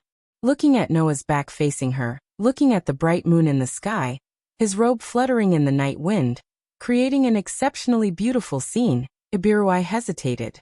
After a while, Ibirui seemed to have made up her mind and finally asked such a question. "Hey, you're not a god, are you?" "God." Noah turned his head and looked at Ibirui with some confusion. "What is that? You don't know? Could it be that you are not a god?" Ibirui asked thoughtfully. "No, maybe even you don't know that you're a god. That's hard to say." Seeing that Ibirui had fallen into a state of soliloquy, Noah felt a little puzzled. Can you not say things that others don't understand? Just as Noah was about to say those words, an unexpected impact hit Noah with Ibirua's next sentence. Raising her youthful face that could be imagined even if she couldn't see it, Elbaru looked straight at Noah. After a moment of consideration, she said so. Are you a player?" Hearing this, Noah's eyes suddenly narrowed. He suddenly raised his head and looked at Ibirua. Just now, what did this vampire girl say? Players? It was indeed the players, wasn't it? Looking at Noah's sudden strong reaction, Ibiru's hands tightened little by little. Her voice was filled with an unimaginable uneasiness and solemnity. "I knew it. You really are a player. I knew it. It's impossible for an ordinary human to possess such powerful strength, unless you are a player from another world or a descendant who has inherited the bloodline of these players. A player from another world." Hearing Ibirua's words, Noah's eyes couldn't help but flicker. If it wasn't for the unstable emotions that caused his mana to go berserk when he was young, Noah would have cultivated a calmer state of mind in critical moments. But now he couldn't help but be shaken, right? At this time, Noah only had one question in his mind. That is, does the so-called player that Ibirua mentioned match the first thought that came to his mind when he first heard this word? So Noah took a deep breath, calmed down, and looked straight at Ibirua. "What do you mean by player?" Noah's words made Ibirua frown. At this point, are you still going to hide it? "There's something wrong with what you just said," Noah said calmly. "First of all, I really don't know what you mean by player." "Liar," Ibirua directly refuted. "Your performance just now clearly shows that you know about the existence of players. Indeed, I know of a type of existence known as the players." Noah looked at Ibirua. "But, I don't know if the players I know are the same as the players you know." Ibirua was a little surprised. "Don't tell me you don't know about the existence of other players?" "Other players?" Noah narrowed his eyes and shook his head. "Impossible. If it's the type of player I know, then there shouldn't be any other similar existence in this world. Why did the tomb in Nasrik transmigrate from the game Yggdrasil to this world? Because of the connection between the two worlds, the data in YGGDRESILL, which should have been in the other world, flowed into this world, and in the process, completed the materialization.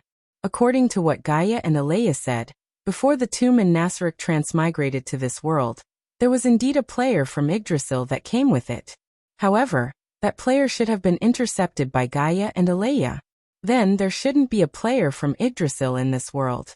Although that was what he said, the more Noah thought about it, the more he felt that something was wrong. Come to think of it, they were clearly two completely different worlds. Why did this world have so many similarities with YGGDRESILL? In YGGDRESILL, there were so-called professions. In this world, there were also so-called professions. In YGGDRESILL, there was magic. In this world, there were many spells similar to YGGDRESILL. Even the magical items from Yggdrasil had appeared in this world. For example, the magic sealing crystal that Noah obtained from the sunlight scripture.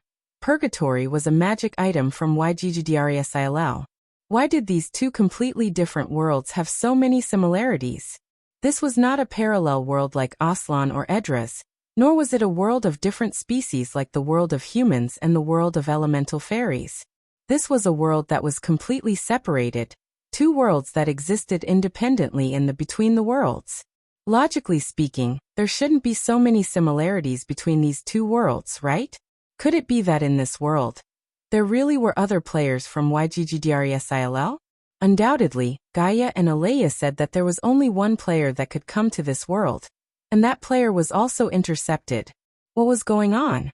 Looks like you really don't know about the existence of other players. Seeing Noah's distressed appearance, Ibirua said thoughtfully, "No wonder you didn't react when you heard about the legend of the 8 Desires King." Ibirua's words woke Noah up. 8 Desires King. It had once possessed a great amount of divine power, and had briefly dominated this world. No one knew where it had come from. Could it be? Noah looked at Ibirua in shock. The 8 Desires King is a player? Ibirua didn't answer Noah's question. Instead, she pondered for a while and suddenly said, "Actually, he's not the only one like the 8 Desires King, who suddenly appeared in this world out of nowhere and possessed great divine power. Once, the existence known as the 13 Heroes, the demon god that they defeated also suddenly appeared in this world." Ibirua said in a low voice. The 6 gods that the Celian theocracy believes in also suddenly appeared in this world. Noah's expression instantly became uncertain. Thinking about it this way, it was true that many famous existences in myths and legends had appeared in such an extremely abrupt manner. The 8 Desires King that once dominated this world. The demon god that the 13 heroes defeated. The 6 gods that the Celian theocracy believed in. These were all existences that suddenly appeared in this world. These existences that suddenly appeared in this world with great divine power are the players that I know. Ibirua looked at Noah. And the descendants of these players will be addressed differently because of their race. However, the people of the theocracy call the players who inherited the bloodline of the 6 gods gods. Noah's heart was more or less in a mess. Chapter 12:16. From the information obtained from the Sunshine Scripture, Noah learned about the existence of the 6 great gods. It was said that they suddenly appeared in this world hundreds of years ago, and were worshipped by the people of the Celian theocracy.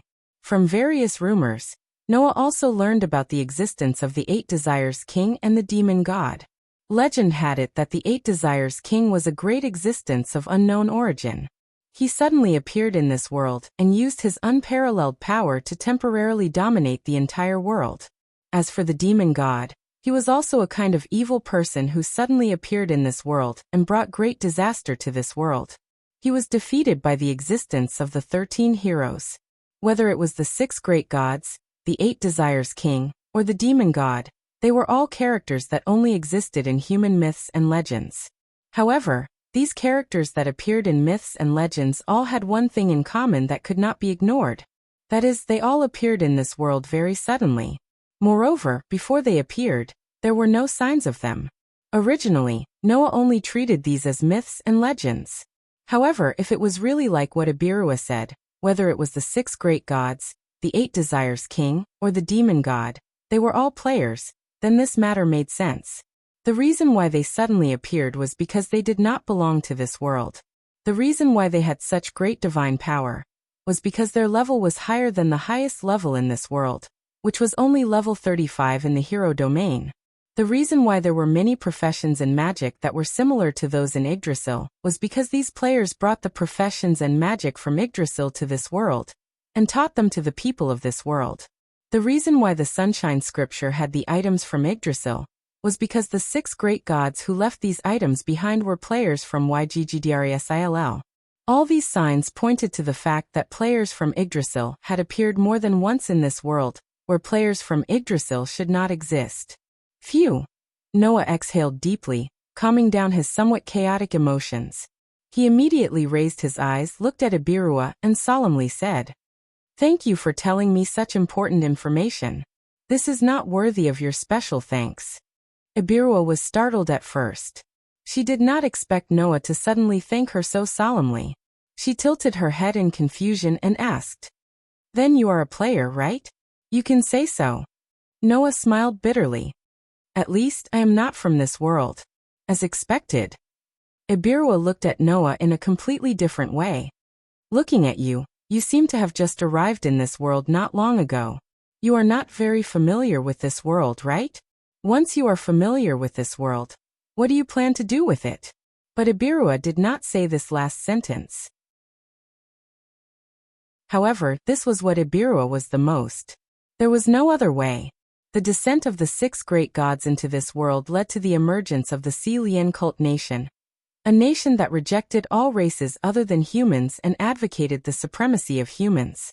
The 8 Desires King had King of 8 Desires King came to this world, the demon god of kings of gods, and brought unimaginable disasters gods.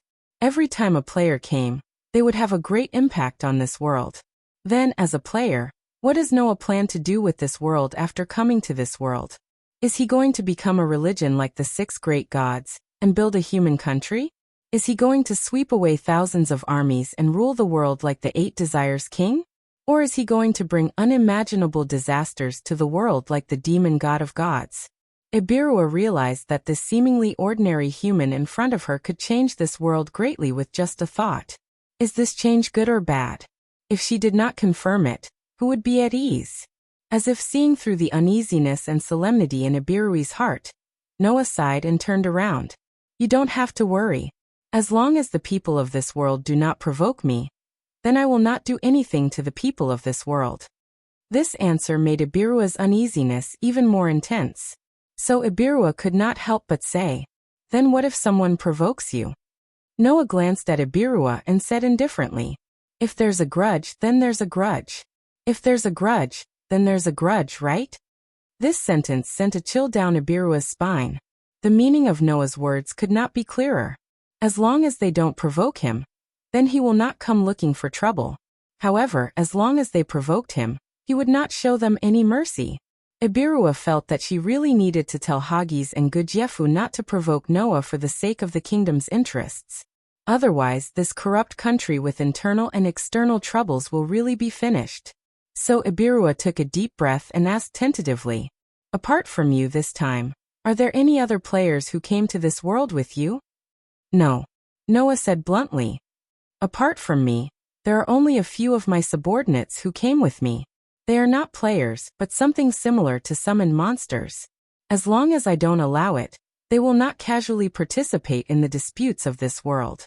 "Is that so?" Eleanor sighed in relief and nodded. "I understand. I hope one day you will not become an enemy of humanity." "Enemy of humanity?" Noah looked at Ibirua with a half-smile. "As an undying, you're quite fond of humans." "Is that so?" Ibirua said, not to be outdone. "As a human, don't you get along well with the other races?" Noah shrugged and didn't say anything else. Seeing this, Ibirua also tactfully shut her mouth. She took a deep look at Noah's back before quietly retreating. Only Noah was left. He continued to look at the bright moon in the sky, but his mood was no longer as relaxed as before. Instead, it was full of thoughts. Looks like it is necessary to talk to Gaia and Aleia about this matter. Why were there so many Yggdrasil players in this world that had once descended into this world? Noah really couldn't answer this question alone. Only Gaia and Aleia could give an affirmative answer based on this matter. Just when Noah was lost in thought, an aura suddenly approached Noah at an extremely fast speed. Noah, who was awakened from his thoughts, turned his head in surprise and looked at the entrance of the courtyard. There, like a ninja, Annabelle suddenly descended from the sky and knelt on one knee on the ground, looking at Noah. At this moment, Annabelle's beautiful face was filled with unprecedented worry. Then, Annabelle spoke hesitantly with such worry in her voice. "Sir Noah, Sir Yerbade has just sent a message." Yerbade? Noah clearly noticed the worry on Annabelle's pretty face, and an ominous premonition rose in his heart. What did Yerbade say? Annabelle parted her red lips and opened her mouth slightly, but it seemed that there was something that she couldn't say out loud. She also seemed to be worried that Noah would be angry if she said it out loud. She couldn't say anything for a while. That performance made the ominous premonition in Noah's heart even stronger. "What's wrong?" Noah looked at Annabelle closely. "Is it something you can't tell me?" Annabelle bit her lips, and after a long while, she finally spoke with some difficulty. "Sir Zatia rebelled." Noah's face suddenly sank. Nasaric Underground Tomb, Basement 10. Noah, who used the ability of Anne's ring of respect to teleport back to the Nasaric Underground Tomb, opened the door of the room in front of the throne room that couldn't be directly teleported to, and walked out. Outside the door, led by Yerbade, Jan Mare, Cossitz, Demiugos and other guardians were all present. Even Sebastian and the rest of the combat maids were here. "Sir Noah." A group of NPCs in the Nasaric Underground Tomb all knelt on one knee and bowed their noblest heads to Noah.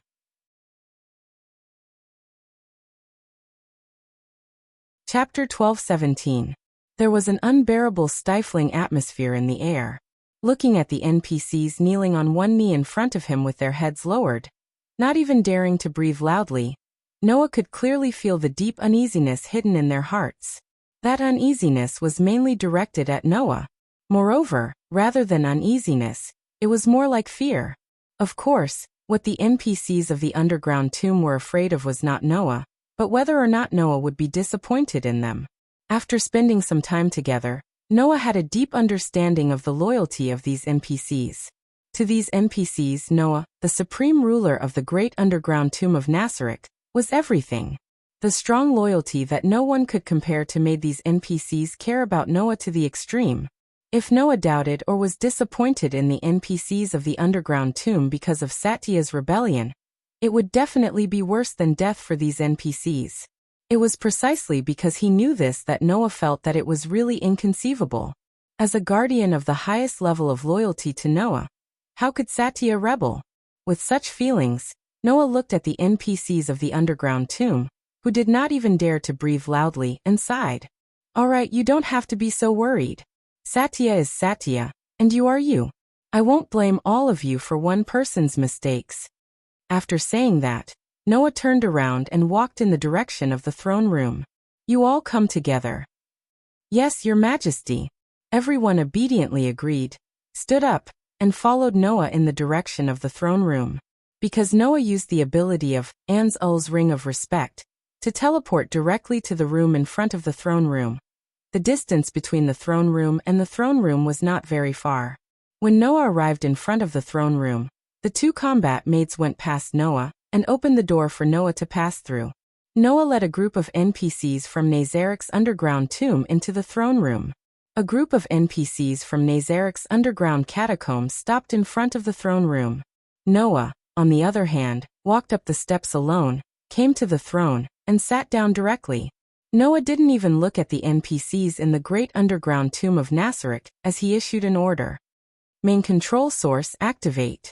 As soon as he finished speaking, a translucent window that looked a bit like a control panel suddenly flashed in front of Noah. This scene was like a character opening a personal interface in a game.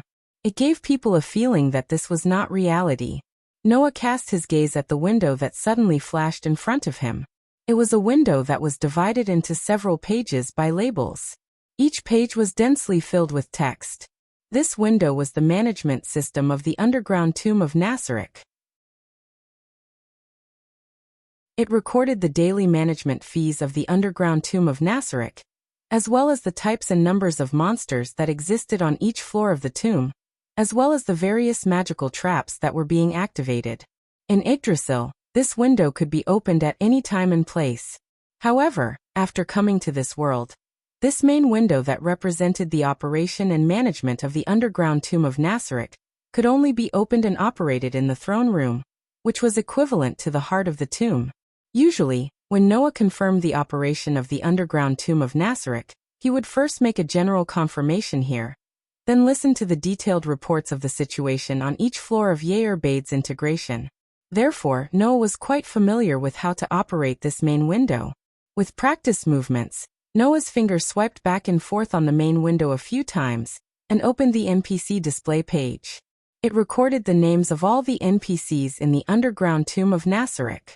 Because the order was determined by level, Noah easily saw the name of the level 100 NPC, Satya. Her name was now in a dazzling reddish-black color. Apart from Satya, the names of the other NPCs were displayed in white text. Looking at Satya's dazzling reddish-black name, Noah frowned and looked at Yair Bade. This is the reason why you confirmed that Satya betrayed us? When Noah was not in the underground tomb of Nasarek, Yair Bade was in charge of adjusting and confirming the main window here, as well as the operation and management of the underground tomb of Nasarek. Presumably, Yair Bade had discovered that Satya's name was abnormal, so he came to this conclusion, right? Not only that. Yair Bade's pretty face tensed up as if to strengthen his persuasion. After discovering Satya's abnormality, we also tried to contact her, but no matter who it was, we couldn't successfully contact her. In addition, Demiurgos said in a deep voice, the servants that Satya took with her when she left the underground tomb of Nasarek have all been confirmed dead. Every floor of the great underground tomb in Nasarek had its own magical creature. Some of these monsters were ordinary monsters with automatic rebirth, while others were high-level monsters with non-automatic rebirth that required money to be summoned. Among the high-level monsters with non-automatic rebirth, almost every guardian would choose a servant that directly obeyed their orders. Satya naturally had one as well.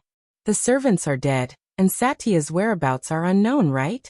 Noah's fingers tapped rhythmically on the armrest of the throne. After a while, he pointed at Satya's name on the main window and asked, "What does this red and black name mean?" In the underground tomb of Nasarek, if an NPC died, their name would disappear from the main window. However, Satya's name did not disappear. It only changed color. Could it be that this was the color of betrayal? Yair Bade and the others looked at each other, then stepped forward and answered. Lord Noah, the meaning behind this change in text might be that Satya has been mentally controlled, turning her into an existence that will be hostile to the tomb in Nasarek, Noah said with a frown. Mentally controlled? Noah was startled. That can't be. Satya was a vampire, classified as an undead existence. For an undead, no matter whether it was positive or negative, any mental effects would be nullified. Why would someone like Satya be mentally controlled? I don't know the reason yet, but it is a fact that Satya has become an enemy. Yair Bade said with an unprecedentedly serious expression and a firm tone. No matter the reason, Satya, who betrayed Lord Noah, cannot be forgiven. Lord Noah, please allow me to recommend myself and form a subjugation team. Cossitz and I, who are invincible in terms of attack and defense, will suppress Satya. No, Demiurgos said with a trembling voice. Considering that among the guardians, Satya is the strongest one in a duel.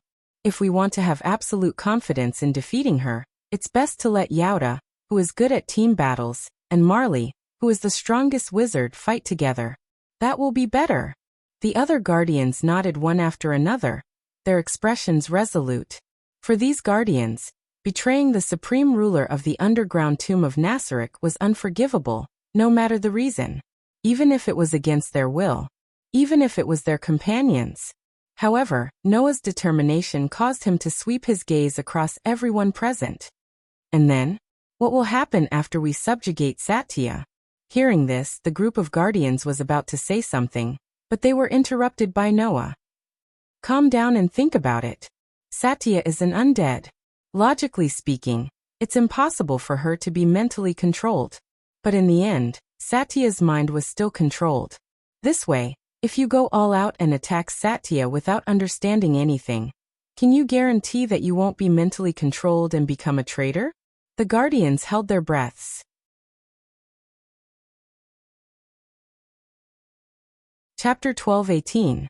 When it came to loyalty to the highest ruler of the Nasric underground tomb, as long as one was a member of the Nasric underground tomb, there was no one who couldn't hold their heads high and confidently tell everyone that they would never betray him.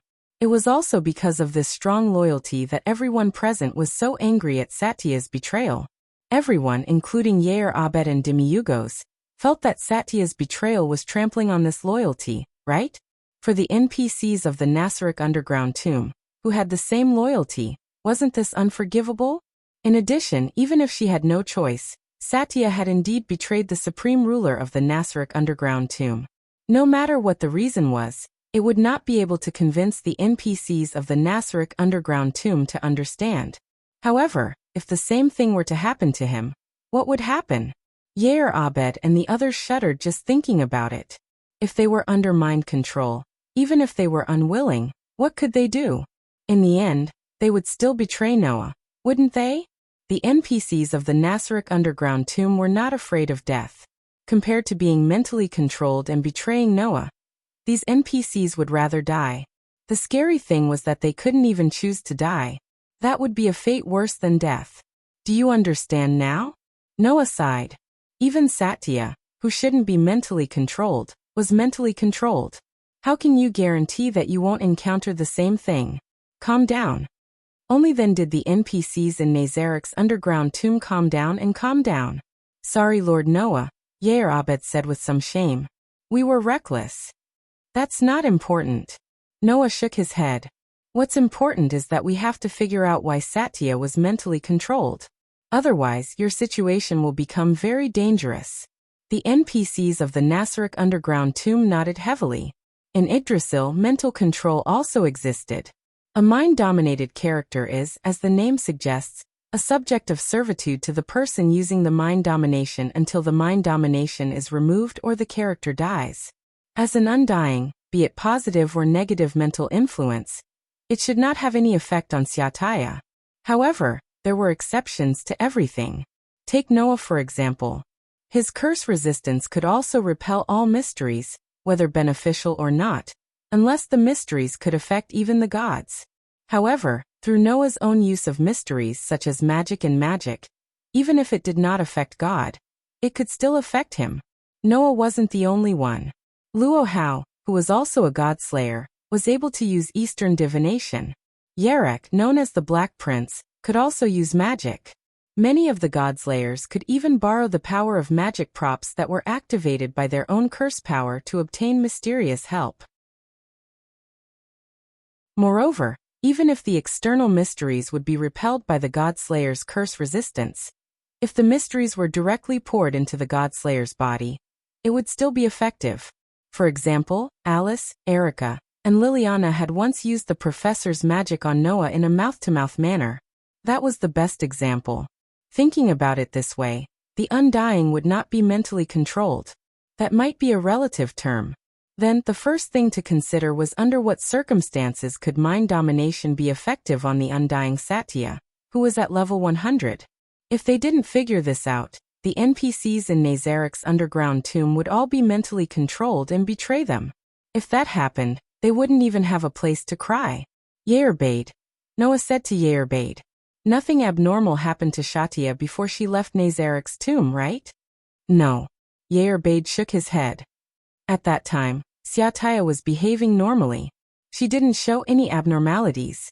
Then Satya left the Nasric underground tomb to carry out the mission I gave her to capture the people of the Celian theocracy, right? Noah asked again. What happened to that mission? It was not completed, Yair answered honestly. Satya suffered from mind control while carrying out her mission. Oh. Noah narrowed his eyes. In other words, the person who used mind domination on Satya is very likely a puppet of the Celian theocracy? Is that so? Yair frowned and hesitated for a moment before saying. Although it is a little rude to say this, Lord Noah, the strength of the humans in this world seems to be pitifully weak. It is hard to imagine that such a human could successfully use mind domination on an undying Satya, who is at level 100. Is that so? Noah suddenly laughed coldly. What if the god that the people of the Celian theocracy believe in is also a player? What? Yair Bade was stunned. Not to mention Yair Bade. Even the rest of the NPCs were stunned on the spot. In such a situation, Noah closed his eyes. After a while, he suddenly opened his eyes and asked.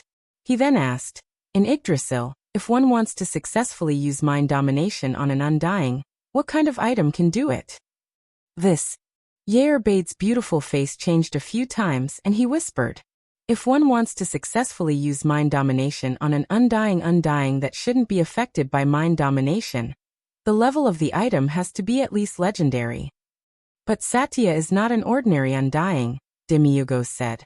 Satya is the true ancestor of the vampires, and the composition of her profession is quite strict. It specializes in strengthening her in combat. Among those professions, there are many special skills that can resist mind magic. In addition, Satya also carries an item to reduce the effects of abnormal statuses. In theory, it is impossible for her to be mind-dominated. At this point, Demiurgos seemed to have thought of something and muttered. Unless. Noah looked at Demiurgos. Unless it is a world-class item, right? Everyone suddenly fell silent. A world-class item. There were only 200 of them in the entire Yggdrasil. It could break the game's balance, and could be said to be the ultimate item that broke the game's rules. The power of an item of this level could even be compared to an X-grade relic. If it was such an ultimate item in Yggdrasil that could even break the balance of the game, it was not impossible for Satya to be mentally controlled. But that's impossible, Demiurgos said in disbelief. In this world other than the Supreme Being, is there anyone else who can have a world-class item? What's impossible about that? Noah was speechless.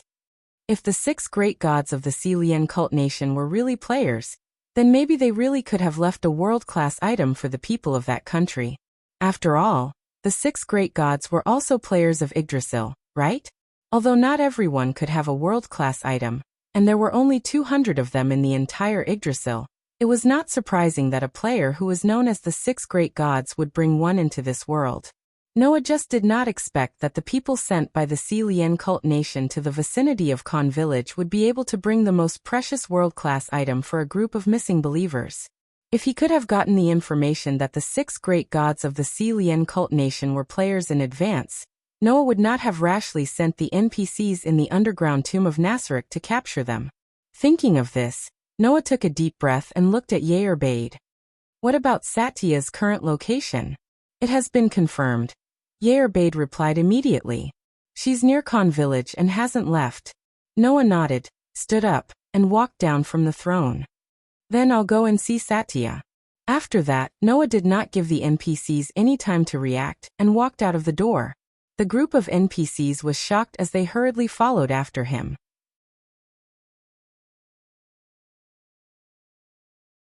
Chapter 12:19. Not far from Khan village, there was an extremely vast open space. This was the place where Noah and Yair Bedard had captured all of the scripture of sunlight from the Celian theocracy. At this moment, this extremely vast open space appeared to be in a rather sorry state. To be specific, in the center of the vast open space, there was a small area that seemed to have been burnt and had turned pitch black. And in this small charred area, stood a figure.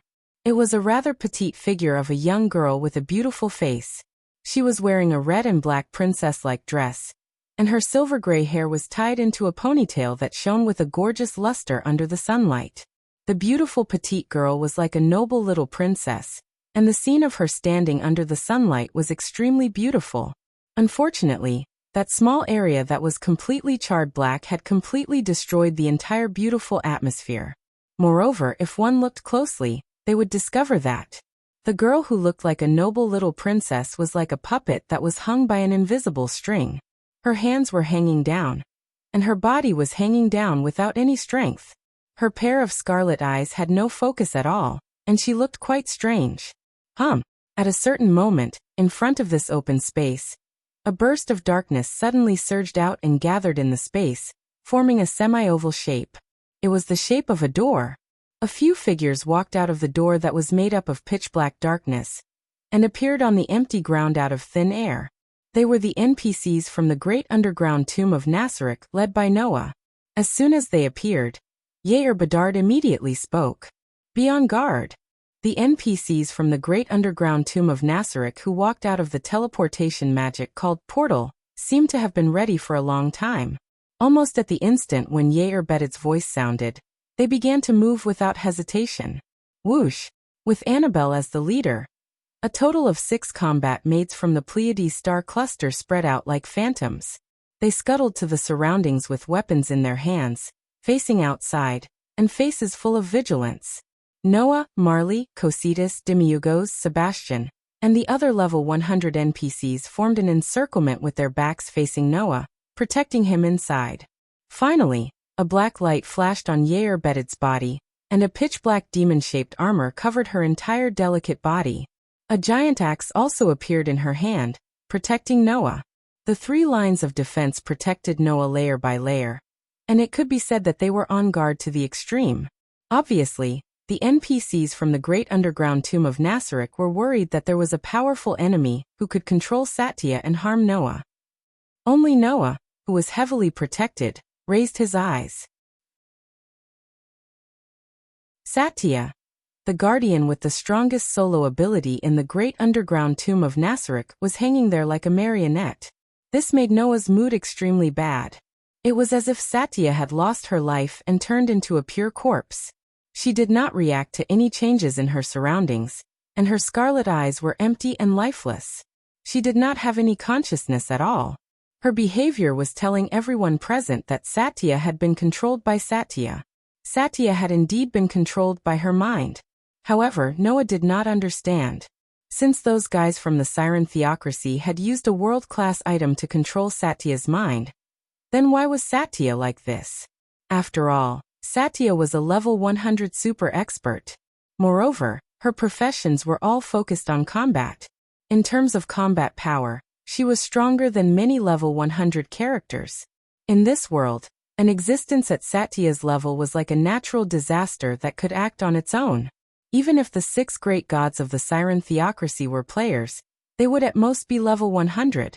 Even if they were stronger than Satya, they would not be much stronger. Considering Satya's combat strength, since they had her under control, it was unlikely that they would leave such a super fighter behind.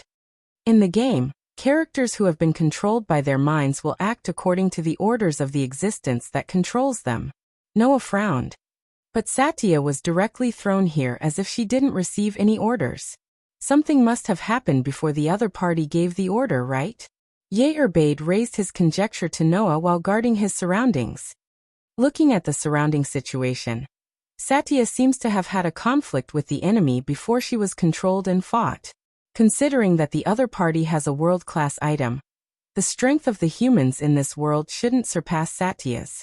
It's very likely that before Satya's mind was completely controlled, Satya's last desperate counterattack might have defeated the ruler. That's possible. If Satya's final counterattack had killed her opponent before the Overlord gave the order, it would make sense that Satya had stayed here alone without receiving any orders.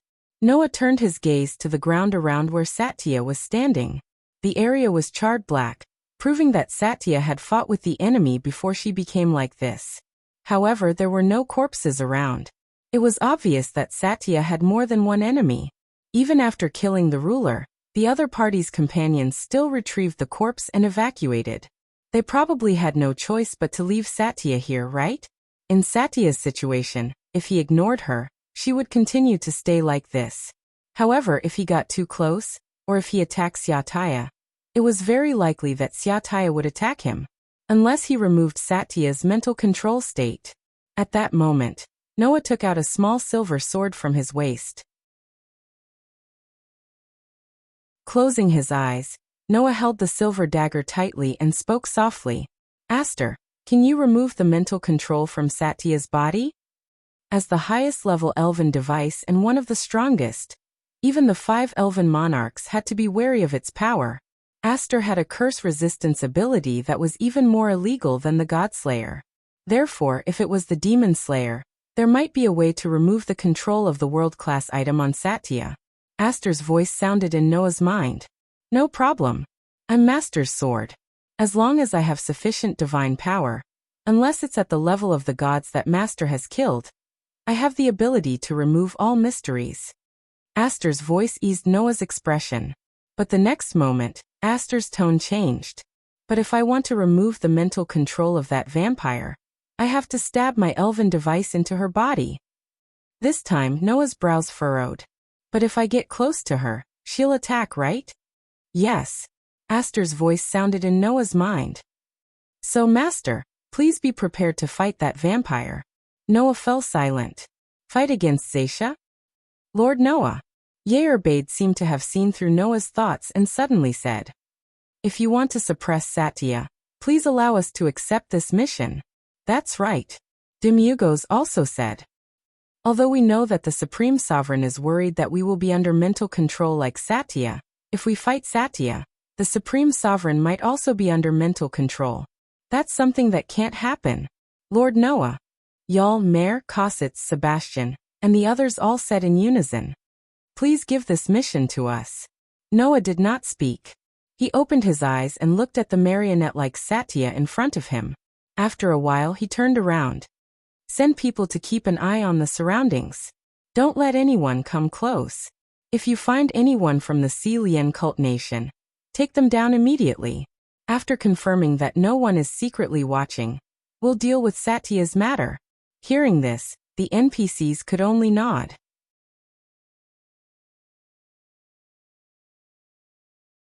Chapter 12:20. Nasrik Underground Tomb, Underground 9th Floor. In the bedroom, Noah laid on the bed as soon as he came back. He stared at the ceiling as his dark eyes fluctuated with intense emotions. Frankly speaking, Noah was rarely like this. Therefore, if someone who understood Noah saw this scene, they would definitely be shocked, right? In fact, Noah's current mood was indeed quite anxious. That's right. He was anxious. Because of Shesha's matter. Wang. A dazzling white light rose from Noah's body and set off a burst of light particles. They moved back and forth in the air and converged into a human figure. Within the light, Aster's petite figure slowly appeared. Her beautiful silver-white hair cascaded down her back like a waterfall. Her fair skin looked like pure white ivory under the dazzling white light. Aster slowly opened his eyes amidst the radiance. His mysterious gaze fell on Noah. Looking at those beautiful eyes, Noah even had a feeling that he would be sucked in at any moment. Under such circumstances, the light gradually dissipated. Aster rode on Noah's body and placed her hands on Noah's chest. Her delicate body leaned forward and looked down at Noah, who was lying in front of her. Her tender face didn't have any emotions. From Noah's perspective, Aster was so beautiful that it was tragic. No matter who it was, even if they were women like Aster, they would be moved when they saw such a beautiful Aster. However, Noah wasn't in the mood for that. Aster. Noah looked up at Aster and bitterly smiled. You're not wearing clothes again. Yes. Aster, who appeared from the light, didn't wear any clothes as usual. Her tender but extremely beautiful body was exposed in front of Noah's eyes. Of course, that pair of ivory smooth thighs was still wearing something called knee socks. The sword fairy, who was wearing knee-high socks, maintained her posture of riding on Noah's body. She looked down at Noah from above, and her mysterious eyes swayed slightly as she spoke. I think that this attire should be able to make Master happy. Happy? Noah felt a little powerless. It's not the first time I've seen it. Is that so? Aster's tender face moved closer to Noah, to the point where it wouldn't be strange if they kissed. Her flickering eyes were a little moist. In other words, Master is tired of looking at my body? Can you not use such misleading words? Noah felt that his body was becoming weaker, so he simply said so. Aster, who asked you to appear in this attire so often? Why don't you take off your knee socks? Take off my knee socks. Aster's expressionless face turned red at a speed visible to the naked eye. Master is really a pervert. It was still the same unfathomable sense of shame as before. However, because of this weakness, Noah was able to use the same trick to deal with Aster when she appeared in this attire in the past. Therefore, Noah continued to use the same trick that had worked so well in the past. If you don't want to take off your knee socks, then you have to obediently put on your clothes. As long as Noah said this, Then this elf girl who had an unusual sense of shame about exposing her thighs would obediently put on her clothes, allowing Noah to avoid a lot of stimulation. Unfortunately, this time, Noah was destined to be surprised. Aster's adorable face turned redder and redder, but she didn't put on her clothes due to shyness as Noah expected. Instead, she revealed a determined expression. I understand. Saying this, Aster's trembling hands removed her knee socks under Noah's astonished gaze. In the next moment, a pair of white and smooth thighs were exposed in front of Noah. Until this moment, Aster was completely naked. Aster? Noah was really surprised. The sword elf named Aster's sense of shame was different from ordinary girls. Ordinary girls wouldn't be able to calmly show their naked body in front of the opposite sex. But Aster could do it without batting an eyelid. Ordinary girls would think that showing their thighs would increase their charm. But Aster was abnormally shy about this matter.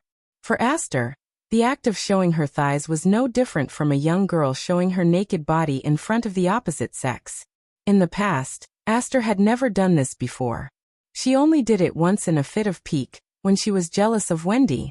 But this time, in front of Noah, Aster showed her thighs that had always been tightly protected. This was enough to make Noah feel bewildered. Aster, who had removed her knee socks, was still riding on Noah's body. Her white and smooth thighs couldn't help but tremble slightly. Her petite and slender body was curled up into a ball, and her face was flushed red. This way Master will be happy, right? Obviously, Aster was really shy. Aster. Noah could only stare blankly at Aster. Why? If it was in the past, even if the other party was Noah, Aster would never do this. What was going on? Perhaps because she heard the confusion in Noah's voice, Aster looked straight at Noah. Although her face was flushed due to shyness, Aster still said this sentence. Because Master's mood seems to be very bad. So Aster wants to make Master happy. This sentence made Noah instantly speechless. Master. Aster once again moved her face closer to Noah, as if she wanted to see something from Noah's eyes. She stared straight into Noah's eyes. Are you blaming yourself? This time Noah was silent. Seeing Noah like this, Aster's eyes flickered as she spoke out Noah's thoughts. Does Master feel that it's entirely his fault that vampire called Satya's mind was controlled? It had to be said that Aster guessed correctly. This was the reason why Noah's mood was so unusually anxious. This was because Noah was the one who ordered the NPCs in the Great Graveyard of Nasarek to capture the Celian cult's people. This order caused Satya to be mentally controlled by the Celian theocracy, turning her into a marionette. If Noah hadn't underestimated the Celian theocracy, and thought that he could easily take them down with the power of the NPCs in Nazarek's underground tomb, Satya wouldn't have ended up in such a state. As a result, Noah's order caused Zaisha to become a traitor in the eyes of the NPCs in the great underground tomb of Nasarek. She was an unforgivable target, and could not help but become a puppet, falling to such a state. For Satya, this was a very painful thing. After all, the more loyal one was, the more painful it would be to be considered a traitor, right? Noah was even a little afraid. When Satya recovered and found out that she was once a traitor, how painful would it be? Not to mention, in order to let Satya recover, Noah had to fight with the innocent Satya because of his wrong order. Otherwise, he could only allow the NPCs in the great tomb of Nasarek to surround and kill Shadia. How could Noah be in a good mood? Master didn't do anything wrong, Aster said as he looked at Noah. Master didn't know that the 6 great gods of the Celian theocracy were players, nor did he know that the Celian theocracy had a world-class item. There's no reason to say that it was Master's fault when he gave such an order. You don't have to comfort me, Aster. Noah stretched out his hand and stroked Aster's head with a bitter expression. No matter what, Satya became like that because of my order. It's not too much to say that I caused Satya to be hated by the rest of the people in the tomb. Of course, I also know that now isn't the time to feel guilty. Noah smiled. So give me a little more time, okay? I understand. Aster pondered for a moment, then said. Then let me make Master feel better.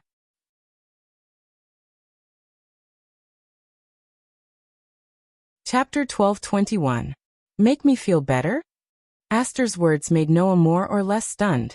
But before Noah could react, Aster, who was riding on Noah, suddenly lowered his body, closed his eyes, and lightly kissed Noah's lips. Chirp! With a soft sound, Aster's delicate lips parted. However, the touch of those soft lips lingered in Noah's heart for a long time. How is it? Aster continued to stare at Noah's eyes, his eyes filled with mystery. Can this make Master feel better? Hearing this, Noah snapped out of his daze and laughed bitterly. Where did you learn this trick? In the guild, Aster said. When Mira and Lisanna treat Master like this, Master's mood will become better. Is that so? Noah suddenly felt a little awkward. How come I don't know? But Aster knows. Aster looked at Noah expressionlessly. And Aster knows that Master's mood is the best when you mate with Mira and Lisanna. Don't say things like that. Noah was shaken. I say, Aster, don't tell me you've been watching from the side all this time? Watching? Aster tilted his head. Are you referring to the process of Master mating with Mira and Lisanna? I told you don't talk about mating. Noah's voice was a little louder than usual. Tell me the truth, Aster. Have you been watching from the side all this time? That's not right, Master. Aster shook his head and looked at Noah. Aster didn't peek, he looked at it openly. The corners of Noah's mouth twitched slightly. If that was the case, then it wasn't wrong. After all, Aster had always been in the form of a dagger, and was carried around by Noah. Even when Noah was having fun with Mira and Lisanna, Aster, who had transformed into a small sword, was left to the side. In other words, if Noah really did it under the eyes of this sword spirit girl, it would definitely lead the child astray. And it wasn't just once. Mira and Lisanna definitely can't know about this. If Mira and Lisanna were to find out about it, those two delicate fiancés would probably never allow Noah to hug them again before they got married, right? While Noah was feeling a little ashamed, Aster continued with his shocking words. If it can make Master's mood better, then Aster will mate with Master too. Noah almost spat out a mouthful of blood. His expression was one of wonder. It was unknown how Aster understood Noah's expression, but the young sword spirit girl leaned over and kissed Noah's lips once more.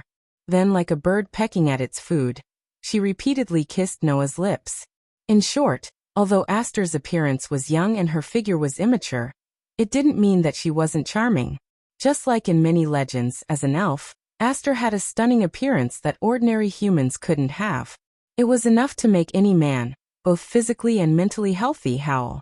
Under such circumstances, Aster was still kissing Noah as if she was throwing herself into his arms. She looked like she didn't care even if she was pushed down. It had to be said that even Noah almost lost his mind. Noah, who was afraid of himself, hurriedly pushed away Aster's astonishingly slender shoulder while he was still rational. Then, he opened his mouth without giving Aster a chance to explain. All right, Aster, if this continues, it won't be good. So let's just leave it like this, okay? Hearing this, Aster's expression did not change at all, but a hint of dissatisfaction appeared in his mysterious eyes. Then Aster stared at Noah and said, You're the one who's going to die. Undoubtedly, Master will be very happy if Mira and Lisanna treat Master like this. Can't I? If there was a third person present, upon hearing Aster's words, they would definitely think that Noah was an inhumane scum who abandoned his wife after using her, right? Noah could only cover his face and couldn't say anything. Aster, you're still young, so you can't think about these things, okay? However, this didn't convince Aster at all. I already existed 1,000 years ago. Aster stared at Noah. According to my memories, no matter which world it is, there shouldn't be a human that has existed longer than me. Can't you consider it from the outside? No. Why? Because I'm Master's beloved sword. It's natural for me to become Master's possession. But you're already considered mine, right? Didn't we promise to be together forever? If that's the case, then Master should take everything away from me. Can't you reconsider? No. Why? Because it's very unfair. Noah finally reacted. He almost forgot. What this sword spirit girl hated the most was unfairness and differential treatment. Aster must be jealous of Noah's intimate attitude towards Mira and Lisanna. Please close your eyes, master. Aster once again moved her tender face towards Noah. Just leave everything to me, Yizichin said. Wasn't the person who was supposed to say this line backwards? Seeing Aster close her eyes, pouting her lips, and her cute face getting closer and closer, Noah, who was at the end of his rope, started to give up on himself. Why not just make the best of it? When this choice that meant Noah would lose something important to him forever sprouted in his heart, and when Aster's lips were about to touch Noah's lips once more, even the heavens couldn't stand it anymore. Bam! Following a loud sound, Noah's bedroom door was forcefully slammed open. Then, a black aura that caused the entire room to tremble suddenly filled the air. Noah, who was startled, quickly turned his head and looked in the direction of the door. There, Yair bade maintain the posture of pushing the door open. Her head was lowered, and the fringe in front of her forehead covered her beautiful face, making it impossible to see her expression. However, the black aura that surged out of Yair bade's body caused a sinister wind to blow through the room, causing Noah's hair to stand on end. Aster, on the other hand, opened her eyes. She first glanced at Yair bade, who was emitting black aura at the door, and then looked back at Noah as if nothing had happened. She reached out and hugged Noah's neck. Master, we've been discovered. That monotonous voice sounded like the greatest provocation to Yair bade's ears. As a result, Yair bade's delicate body began to tremble. The pair of fallen angel wings on her back also began to tremble. The black gas that surged out of her body became even denser. She looked like a ferocious beast that was about to break free from its cage. It made people feel an astonishing ferocious aura. Noah couldn't help but swallow a mouthful of saliva. Then Yair bade abruptly raised her head, revealing a face that could make any man drool, right in front of Noah's eyes. However, that beautiful face of hers in the past was now filled with a horrifying expression that would wake up any man who was infatuated with Yair bade's beauty in an instant. Lord Noah. Yair bade walked unsteadily towards Noah like a zombie. Undoubtedly, I can do it any time I want, but you've rejected me time and time again. Now you're hiding in your room and doing something so enviable with that elf over there. Lord Noah, don't you think this is really unfair? Looking at Yair bade's cursed body, Noah's heart trembled with fear. Calm down, Yair bade. Anyway, calm down first, okay? Yair bade's beautiful face twisted. How am I supposed to calm down? An astonishing roar reverberated throughout the underground 9th floor of the Nasaric underground tomb.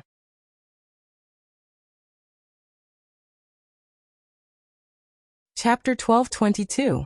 After the fight between Aster and Yair bade, although Noah was in an extremely sorry state, it had to be said that his mood had improved a lot. Although he still felt extremely guilty about what had happened to Siataya, Noah wasn't a sloppy person to begin with. He understood that if he blindly blamed himself and felt guilty, it wouldn't change the current situation at all. Therefore, after the fight between Aster and Yair bade, Noah calmed down a little and suppressed his guilt toward Shadia. No matter what, he had to let Shadia return to her original state first. After Siataya recovered, he would compensate her. Thinking of this, Noah calmed down and came out of the bedroom. How is it? In the office, Noah, who was sitting in a black leather chair, looked through the luxurious desk in front of him, and cast his gaze on demiurgos standing in front of him. Did you find an ambush by the Celian theocracy around Shadia? After Satya was mentally controlled, she was thrown to the ground. She didn't receive any orders and stayed there alone. The current Shadia was like a monster that appeared in the wild in a game. As long as someone approached, she would attack. As long as someone attacked, she would counterattack. If one ignored Shadia and went around her, she would also be like a monster that appeared in the wild in a game. She would only stay in one place and would not react. The reason for this situation was that Shadia did not receive the orders of the ruler after being mentally controlled. Previously, Yair bade guessed that the reason why Shadia did not receive the order was that the final counterattack knocked down the ruler. However, it was also possible that the ruler deliberately did not give Shadia an order and let her stay in the wild to lure out her companions. In addition, the main body of the world-class item that caused Shadia to be mentally controlled was still unknown.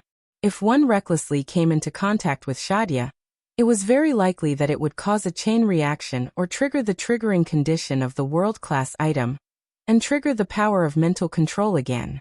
Due to various considerations, it was definitely not beneficial to come into contact with Shadia before the investigation was clear. In view of this, when Noah returned, he had Demiurgos in charge of investigating Zacia's surroundings. Lord Noah, we have indeed discovered some abnormalities. Demiurgos lowered his head and said respectfully, although we didn't discover any ambushes from the Celian theocracy in Zatia's surroundings, we discovered that someone was using intelligence magic to monitor Zatia's surroundings. As expected? Noah curled his lips. That's normal. I would be surprised if there was no surveillance.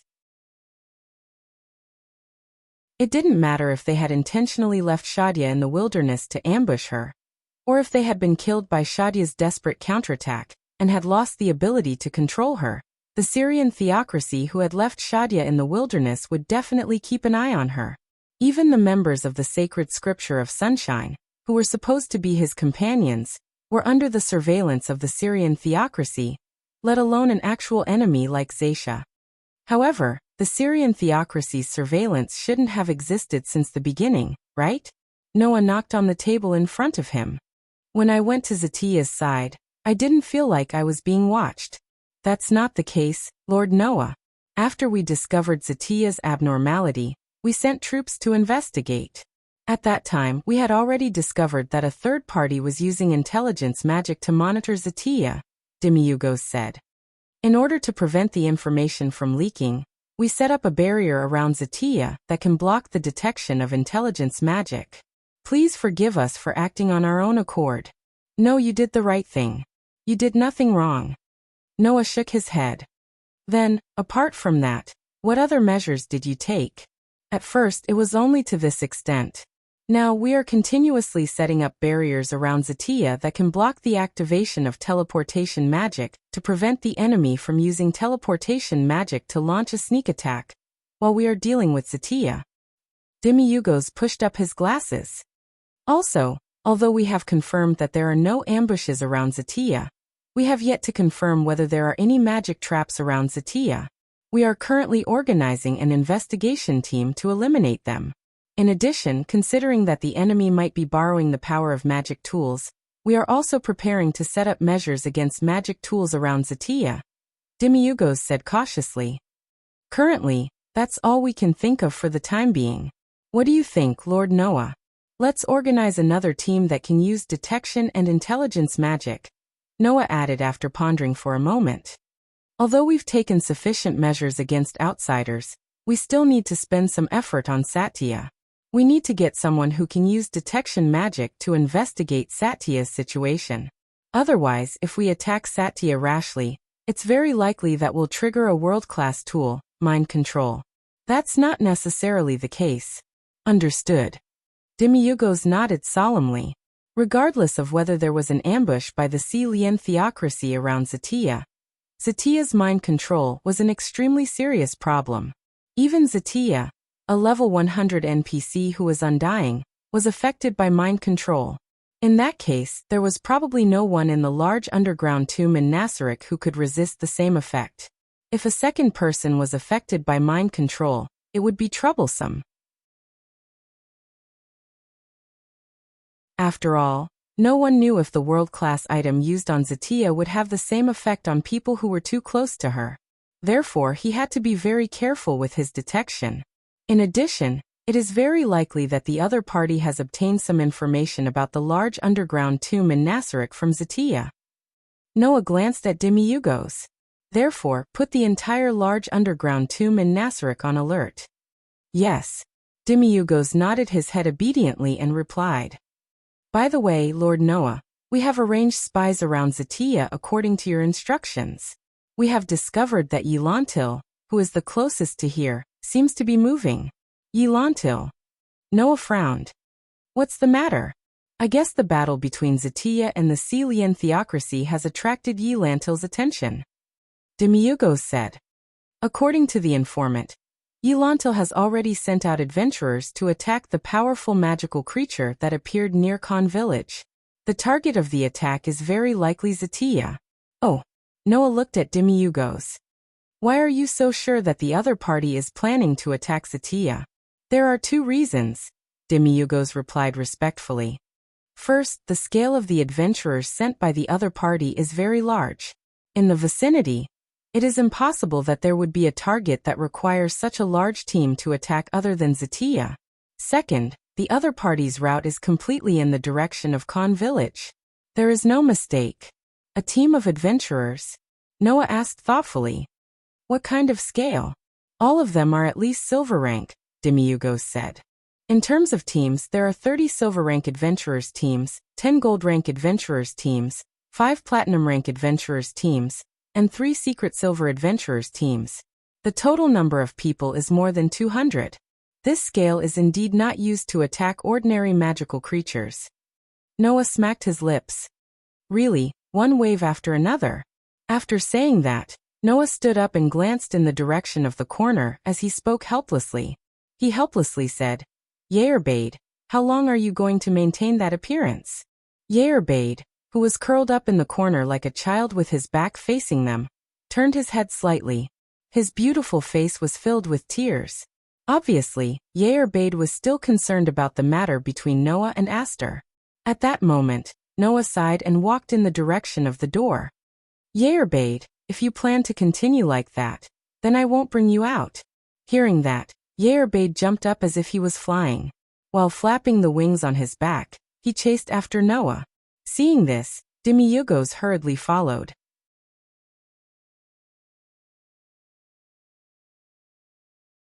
Chapter 12:23. The warm sunlight shone down from the sky and shone on the seemingly endless plains. The earth seemed to be dyed with a layer of golden color. It was unusually dazzling. At a certain moment, on the edge of such a plain, a group of people riding horses quietly appeared. It was a group of people wearing completely different equipment. Rather than a group of people, it was better to say that it was a group of people forced together by several groups of people to move together. The number of these people was about 200. Moreover, they were basically all men. And these people all had one thing in common. That was, on their necks, they all wore a metal plate. Some wore metal plates made of silver. Some wore metal plates made of gold. There were even some who were wearing precious metal plates made of platinum.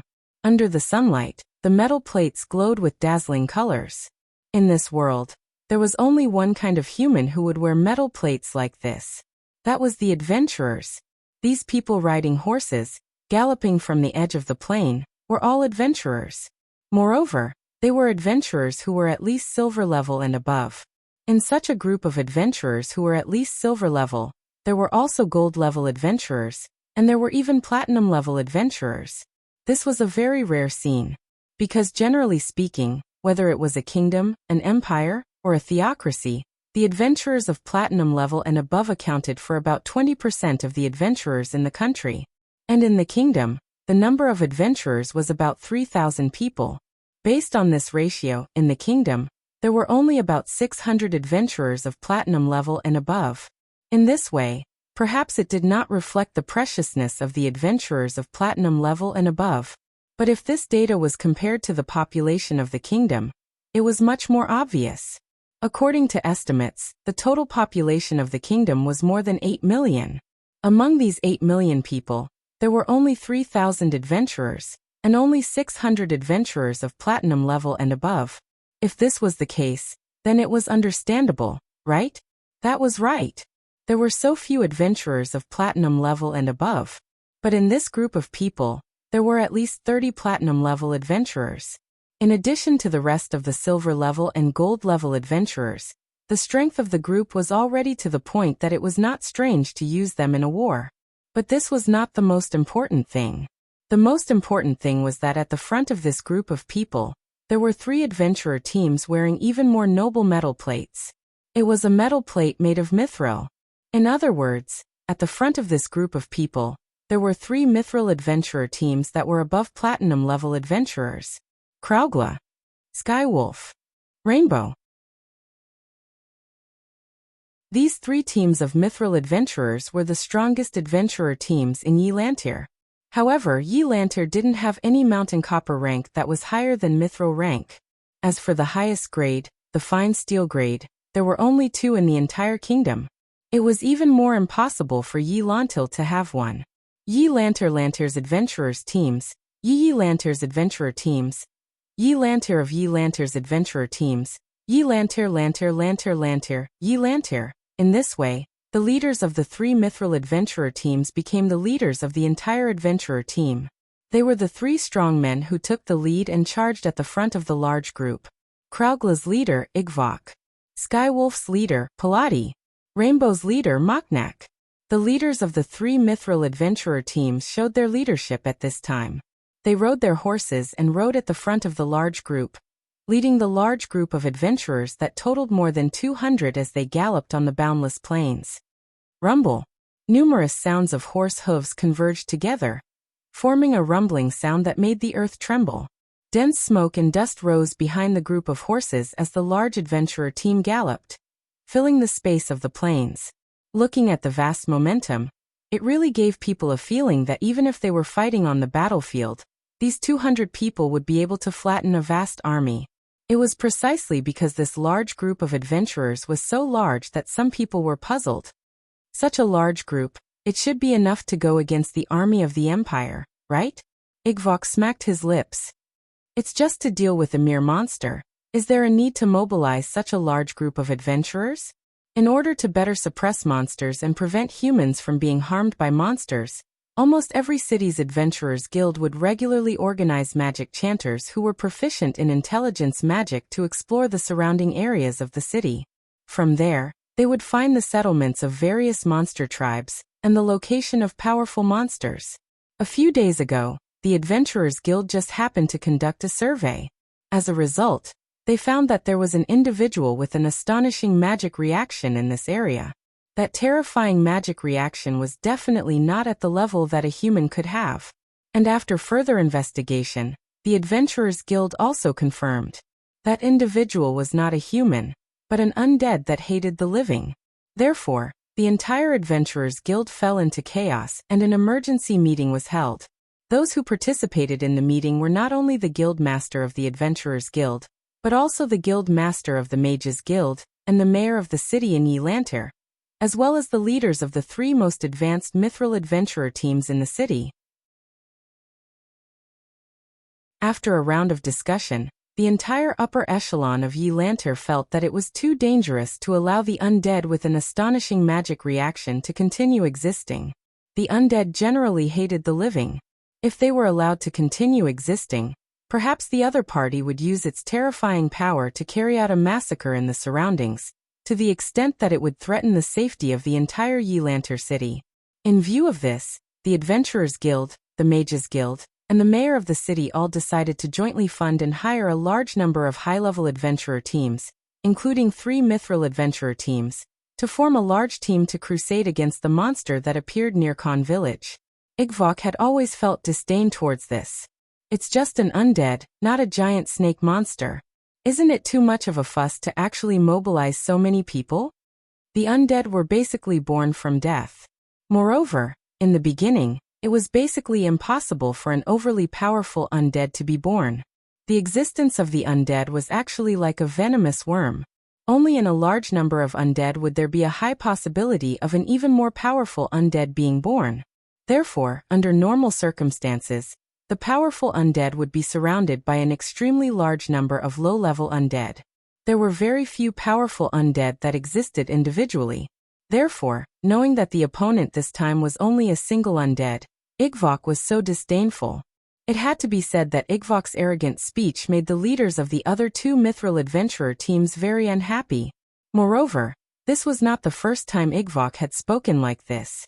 At that moment, Parodi and Moknak, who were also the leaders, looked at each other and said what they had said countless times before.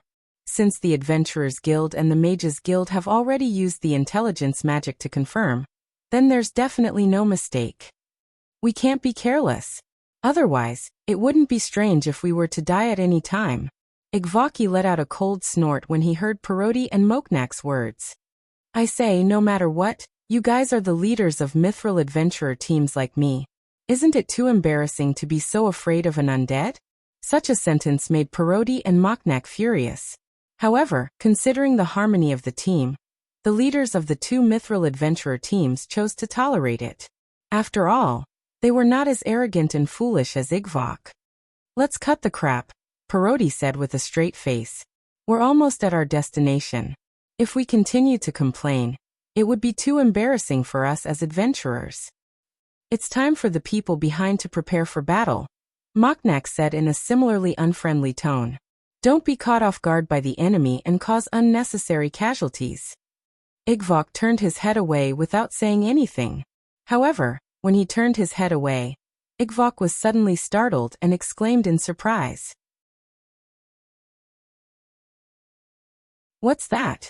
As soon as he said that, Wong, a huge magic light beam suddenly shot out from the front.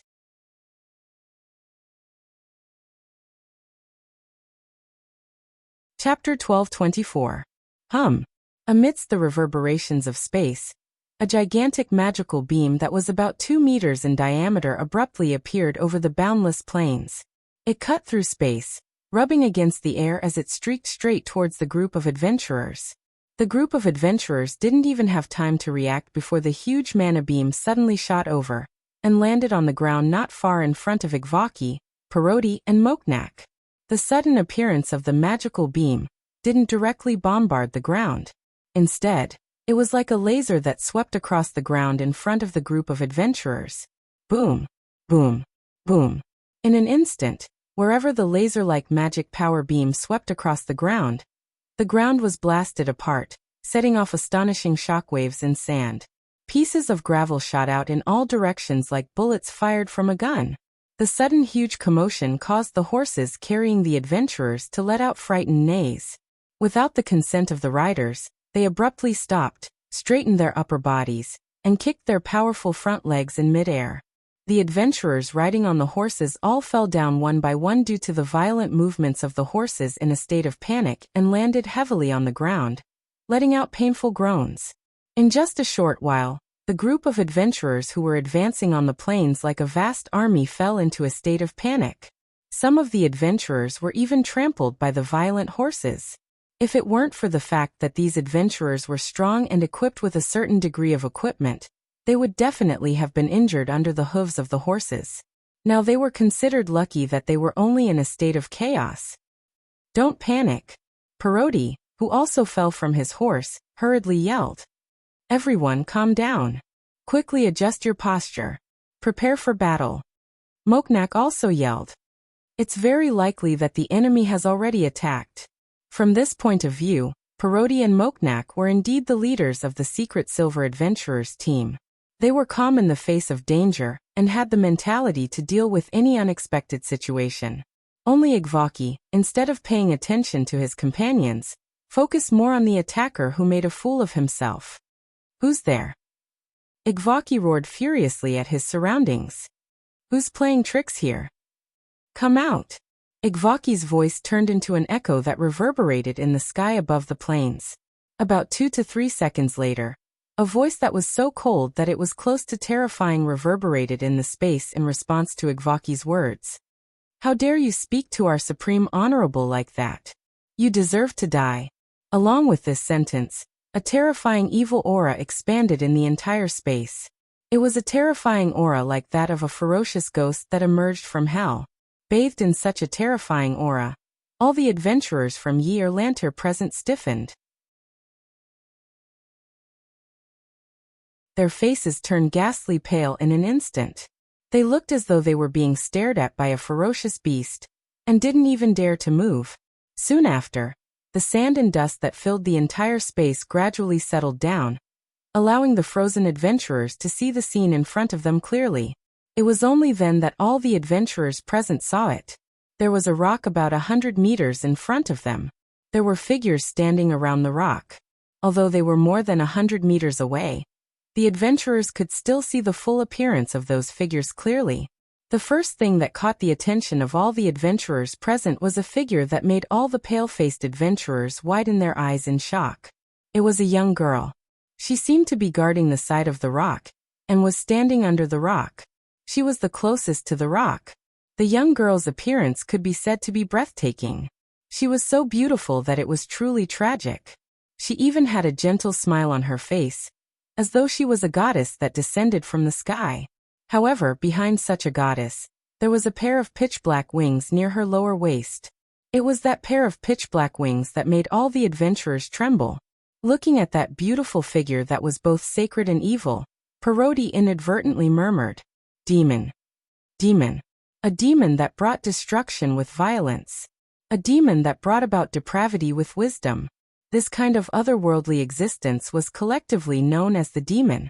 It was said that it was an extremely ferocious and evil demon. The meaning of its existence was to eliminate all the good people who had reason. It was also the so-called synonym for evil. Among the people present, there was almost no one who didn't know about the existence of the demon. It was because more than 200 years ago, it brought a huge disaster to the world, and was finally eliminated by the 13 heroes. The evil existence known as the demon god was the king of the demon. This demon king led an army of demons, and almost wiped out all the intelligent races in this world. If the undead were demons that hated the living, then the demon would be demons that tortured the living. If they encountered the undead, they would at most die. But if they encountered the demon, they would truly be better off dead. Who wouldn't be afraid of such an existence? What's more, the demon there wasn't just the unbelievably beautiful young girl alone. Not far from the girl, there was a man with a long steel tail, wearing a strange suit, and looking like an ordinary human male. Although he looked like a human male, the steel tail behind him and the evil aura that pervaded his body told everyone present that he wasn't a human. He was definitely not a human, but a demon. On the other side of the demon couple, on the other side of the rock, there was a pair of dark elf twins. A pair of demons. A pair of dark elves. The two waited on both sides of the rock, facing forward. Furthermore, there were two other figures standing there. One of them was an old man who was over 50 years old, and wore a butler's uniform, but his back was extremely straight. The other had a terrifying appearance. His appearance was like an ant, but also like an insect, and his entire body was covered in the color of ice. These people surrounded the ordinary-looking rock in the middle, as if they were protecting something. They expressionlessly looked in the direction of the adventurers. Then, on the rock surrounded by these beings, a person sat on it. It was a young man with black hair and black eyes, wearing pitch-black casual clothes and a white coat. Compared to the existences below the rock, the young man didn't have a terrifying appearance. However, judging from the support of those terrifying existences, the young man sitting at the top was clearly the one who was leading those terrifying existences. Cold sweat began to appear on the foreheads of the adventurers. The people surrounding the rock emitting terrifying existences and evil auras made the adventurers wail in their hearts, and they constantly had the urge to escape. Such fear made Igvaki shout out loud, "You! Who are you people?" Such a sentence made the evil aura of those terrifying existences surge even more intensely. Mere ants of a lower race. Demiugos pushed up his glasses and looked up. "Kneel." Just as Demiugo's voice reverberated in the space of the plains, the adventurers who were at least silver rank, and above all felt their hearts tremble, and their bodies involuntarily moved. Accompanied by a series of sounds, the adventurers, including Igvaki, Pilati, and Moknak, who could rival an army, all involuntarily knelt on the ground. It wasn't because these adventurers were so timid that they were frightened by Demiugo's words. Instead, Demiugo's words contained a magical power that none of them could resist. "This is..." Moknak's expression changed drastically. "Spiritual attack." Yes. The reason why the adventurers involuntarily knelt was because Demiugos had a special ability to make others listen to his order's domination spell. Looking at the group of adventurers kneeling in unison, Noah, who was sitting on the rock, spoke indifferently. "Adventurers, return to where you belong."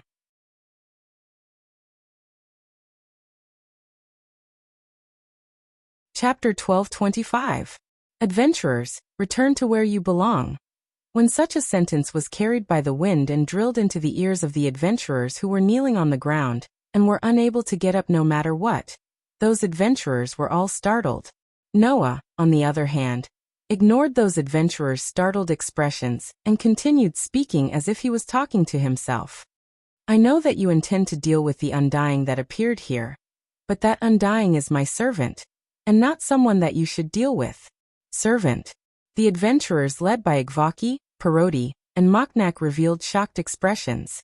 In this world, the meaning of the word servant was not ordinary.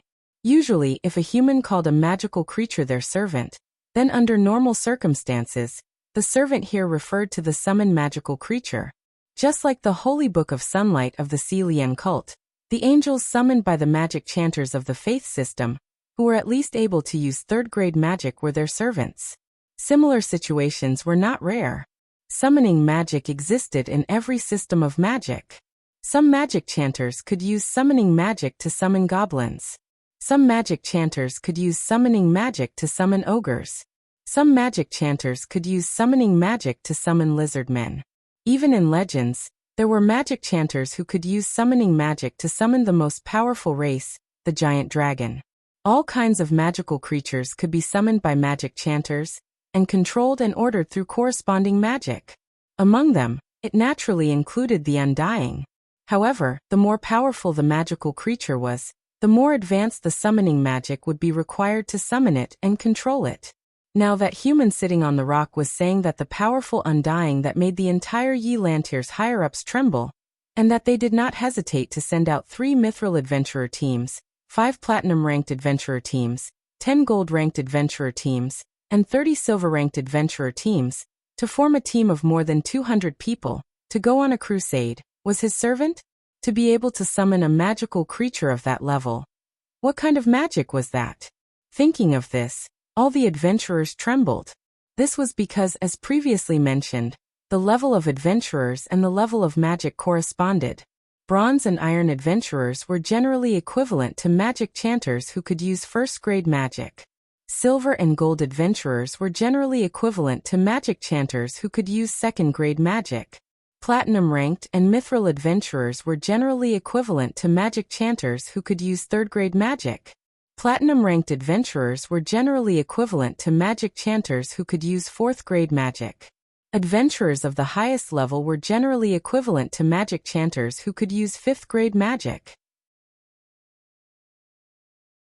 The strength of the magical creatures summoned by different levels of summoning magic could also be applied to this classification system. First-grade magic could summon magic chanters of bronze or iron level. Second-grade magic could summon of silver or gold-ranked silver to summon silver, or based on this logic, a fourth-grade summoning spell would be able to summon a bronze-grade monster, while a fifth-grade summoning spell would be able to summon a steel-grade monster. Even the Adventurers Guild had no choice but to send out 3 mithril adventurers to lead a crusade against it. No matter how one looked at it, it should be stronger than mithril adventurers, right? And to send out such a large number of adventurers, it couldn't just summon magic of bronze level, right? It was even possible that magic of bronze level was stronger than magic of steel level. Summoning magic that could summon magic of bronze level? Conservatively speaking, it had to be the highest level of magic that humans could control, which was the 6th grade magic of bronze level. This youth, who looked to be around 20 years old, was a magic chanter who could use 6th grade magic? That's impossible. Igvaki cried out loudly. There is no one who can use 6th grade magic in the kingdom. There is only one in the empire. Do you think I will believe your nonsense? Igvok's words made the NPCs guarding the Nasric tomb next to the rock Noah was sitting on focus their gazes on him. Those gazes were filled with an unprecedented murderous aura. Igvok, who was only secret silver level and had not even reached level 20, was targeted by the murderous aura of 6 level 100 NPCs. His vision turned black, and his chest tightened. His blood began to surge. If this continued, Igvaki would definitely spit out a mouthful of blood, right? Fortunately, Noah's voice saved Igvok. Whether you believe it or not has nothing to do with me. I am just giving you some advice because I know a few people in the kingdom who are also adventurers. Noah glanced at Igvok. There is a problem with my servant. She no longer obeys my orders. I can't control her for the time being. If you want to come over, I won't stop you. But what happens to you has nothing to do with me. All of the NPCs in Nazaric's underground tomb smiled at the sight of this. It was a smile that was directly linked to cruelty. That smile made all the adventurers feel like they were not far from death. For a moment, they were completely frozen in place, unable to move. The only ones who could remain calm were Pilati and Machnak. The leaders of the two secret silver adventurers looked at each other, then looked at Noah. Parodi carefully asked as if he was offering his respect. Can we ask for your name, sir? Why? Noah looked at Pilati with a faint smile. Since you can't resist, you should at least find out about my background and report back? Pilati's expression froze. Obviously Noah was right.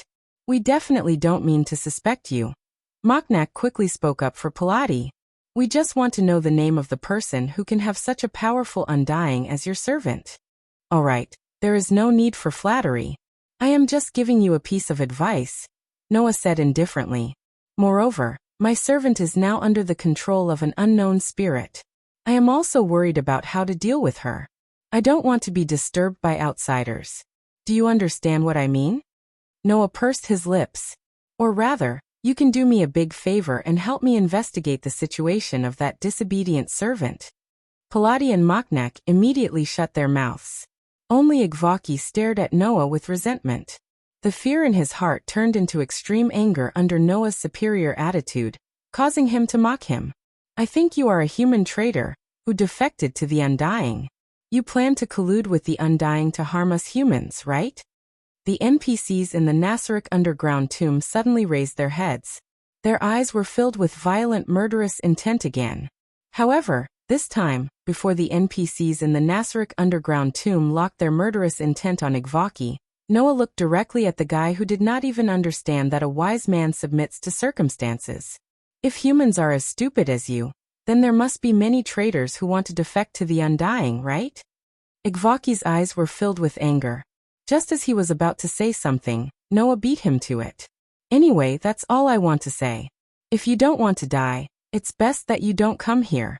Go back to Yelantir and tell the people of the kingdom not to interfere with the matters here. After saying that, Noah looked at Igvaki. His pitch-black eyes suddenly turned a cold, silver-white color. Also, you really make people feel very uncomfortable. As these words were spoken, Igvaki's body gradually turned into steel under the gaze of the ice-cold silver-white eyes. What? What is this? No. Stop. Ah. As he screamed, Igvaki turned into cold steel. The fear on his face froze, and he became a statue. Ah. The group of adventurers finally let out sorrowful cries out of fear. You're tuning in to the Lee May's Sword of Destiny YouTube channel. We're so grateful for your support, and don't forget to subscribe to join us on this incredible journey through captivating stories. Your generosity through donations truly makes a world of difference, as it's the primary source of revenue that allows me to expand and enhance this channel for you. Thank you from the bottom of my heart for being a part of this adventure.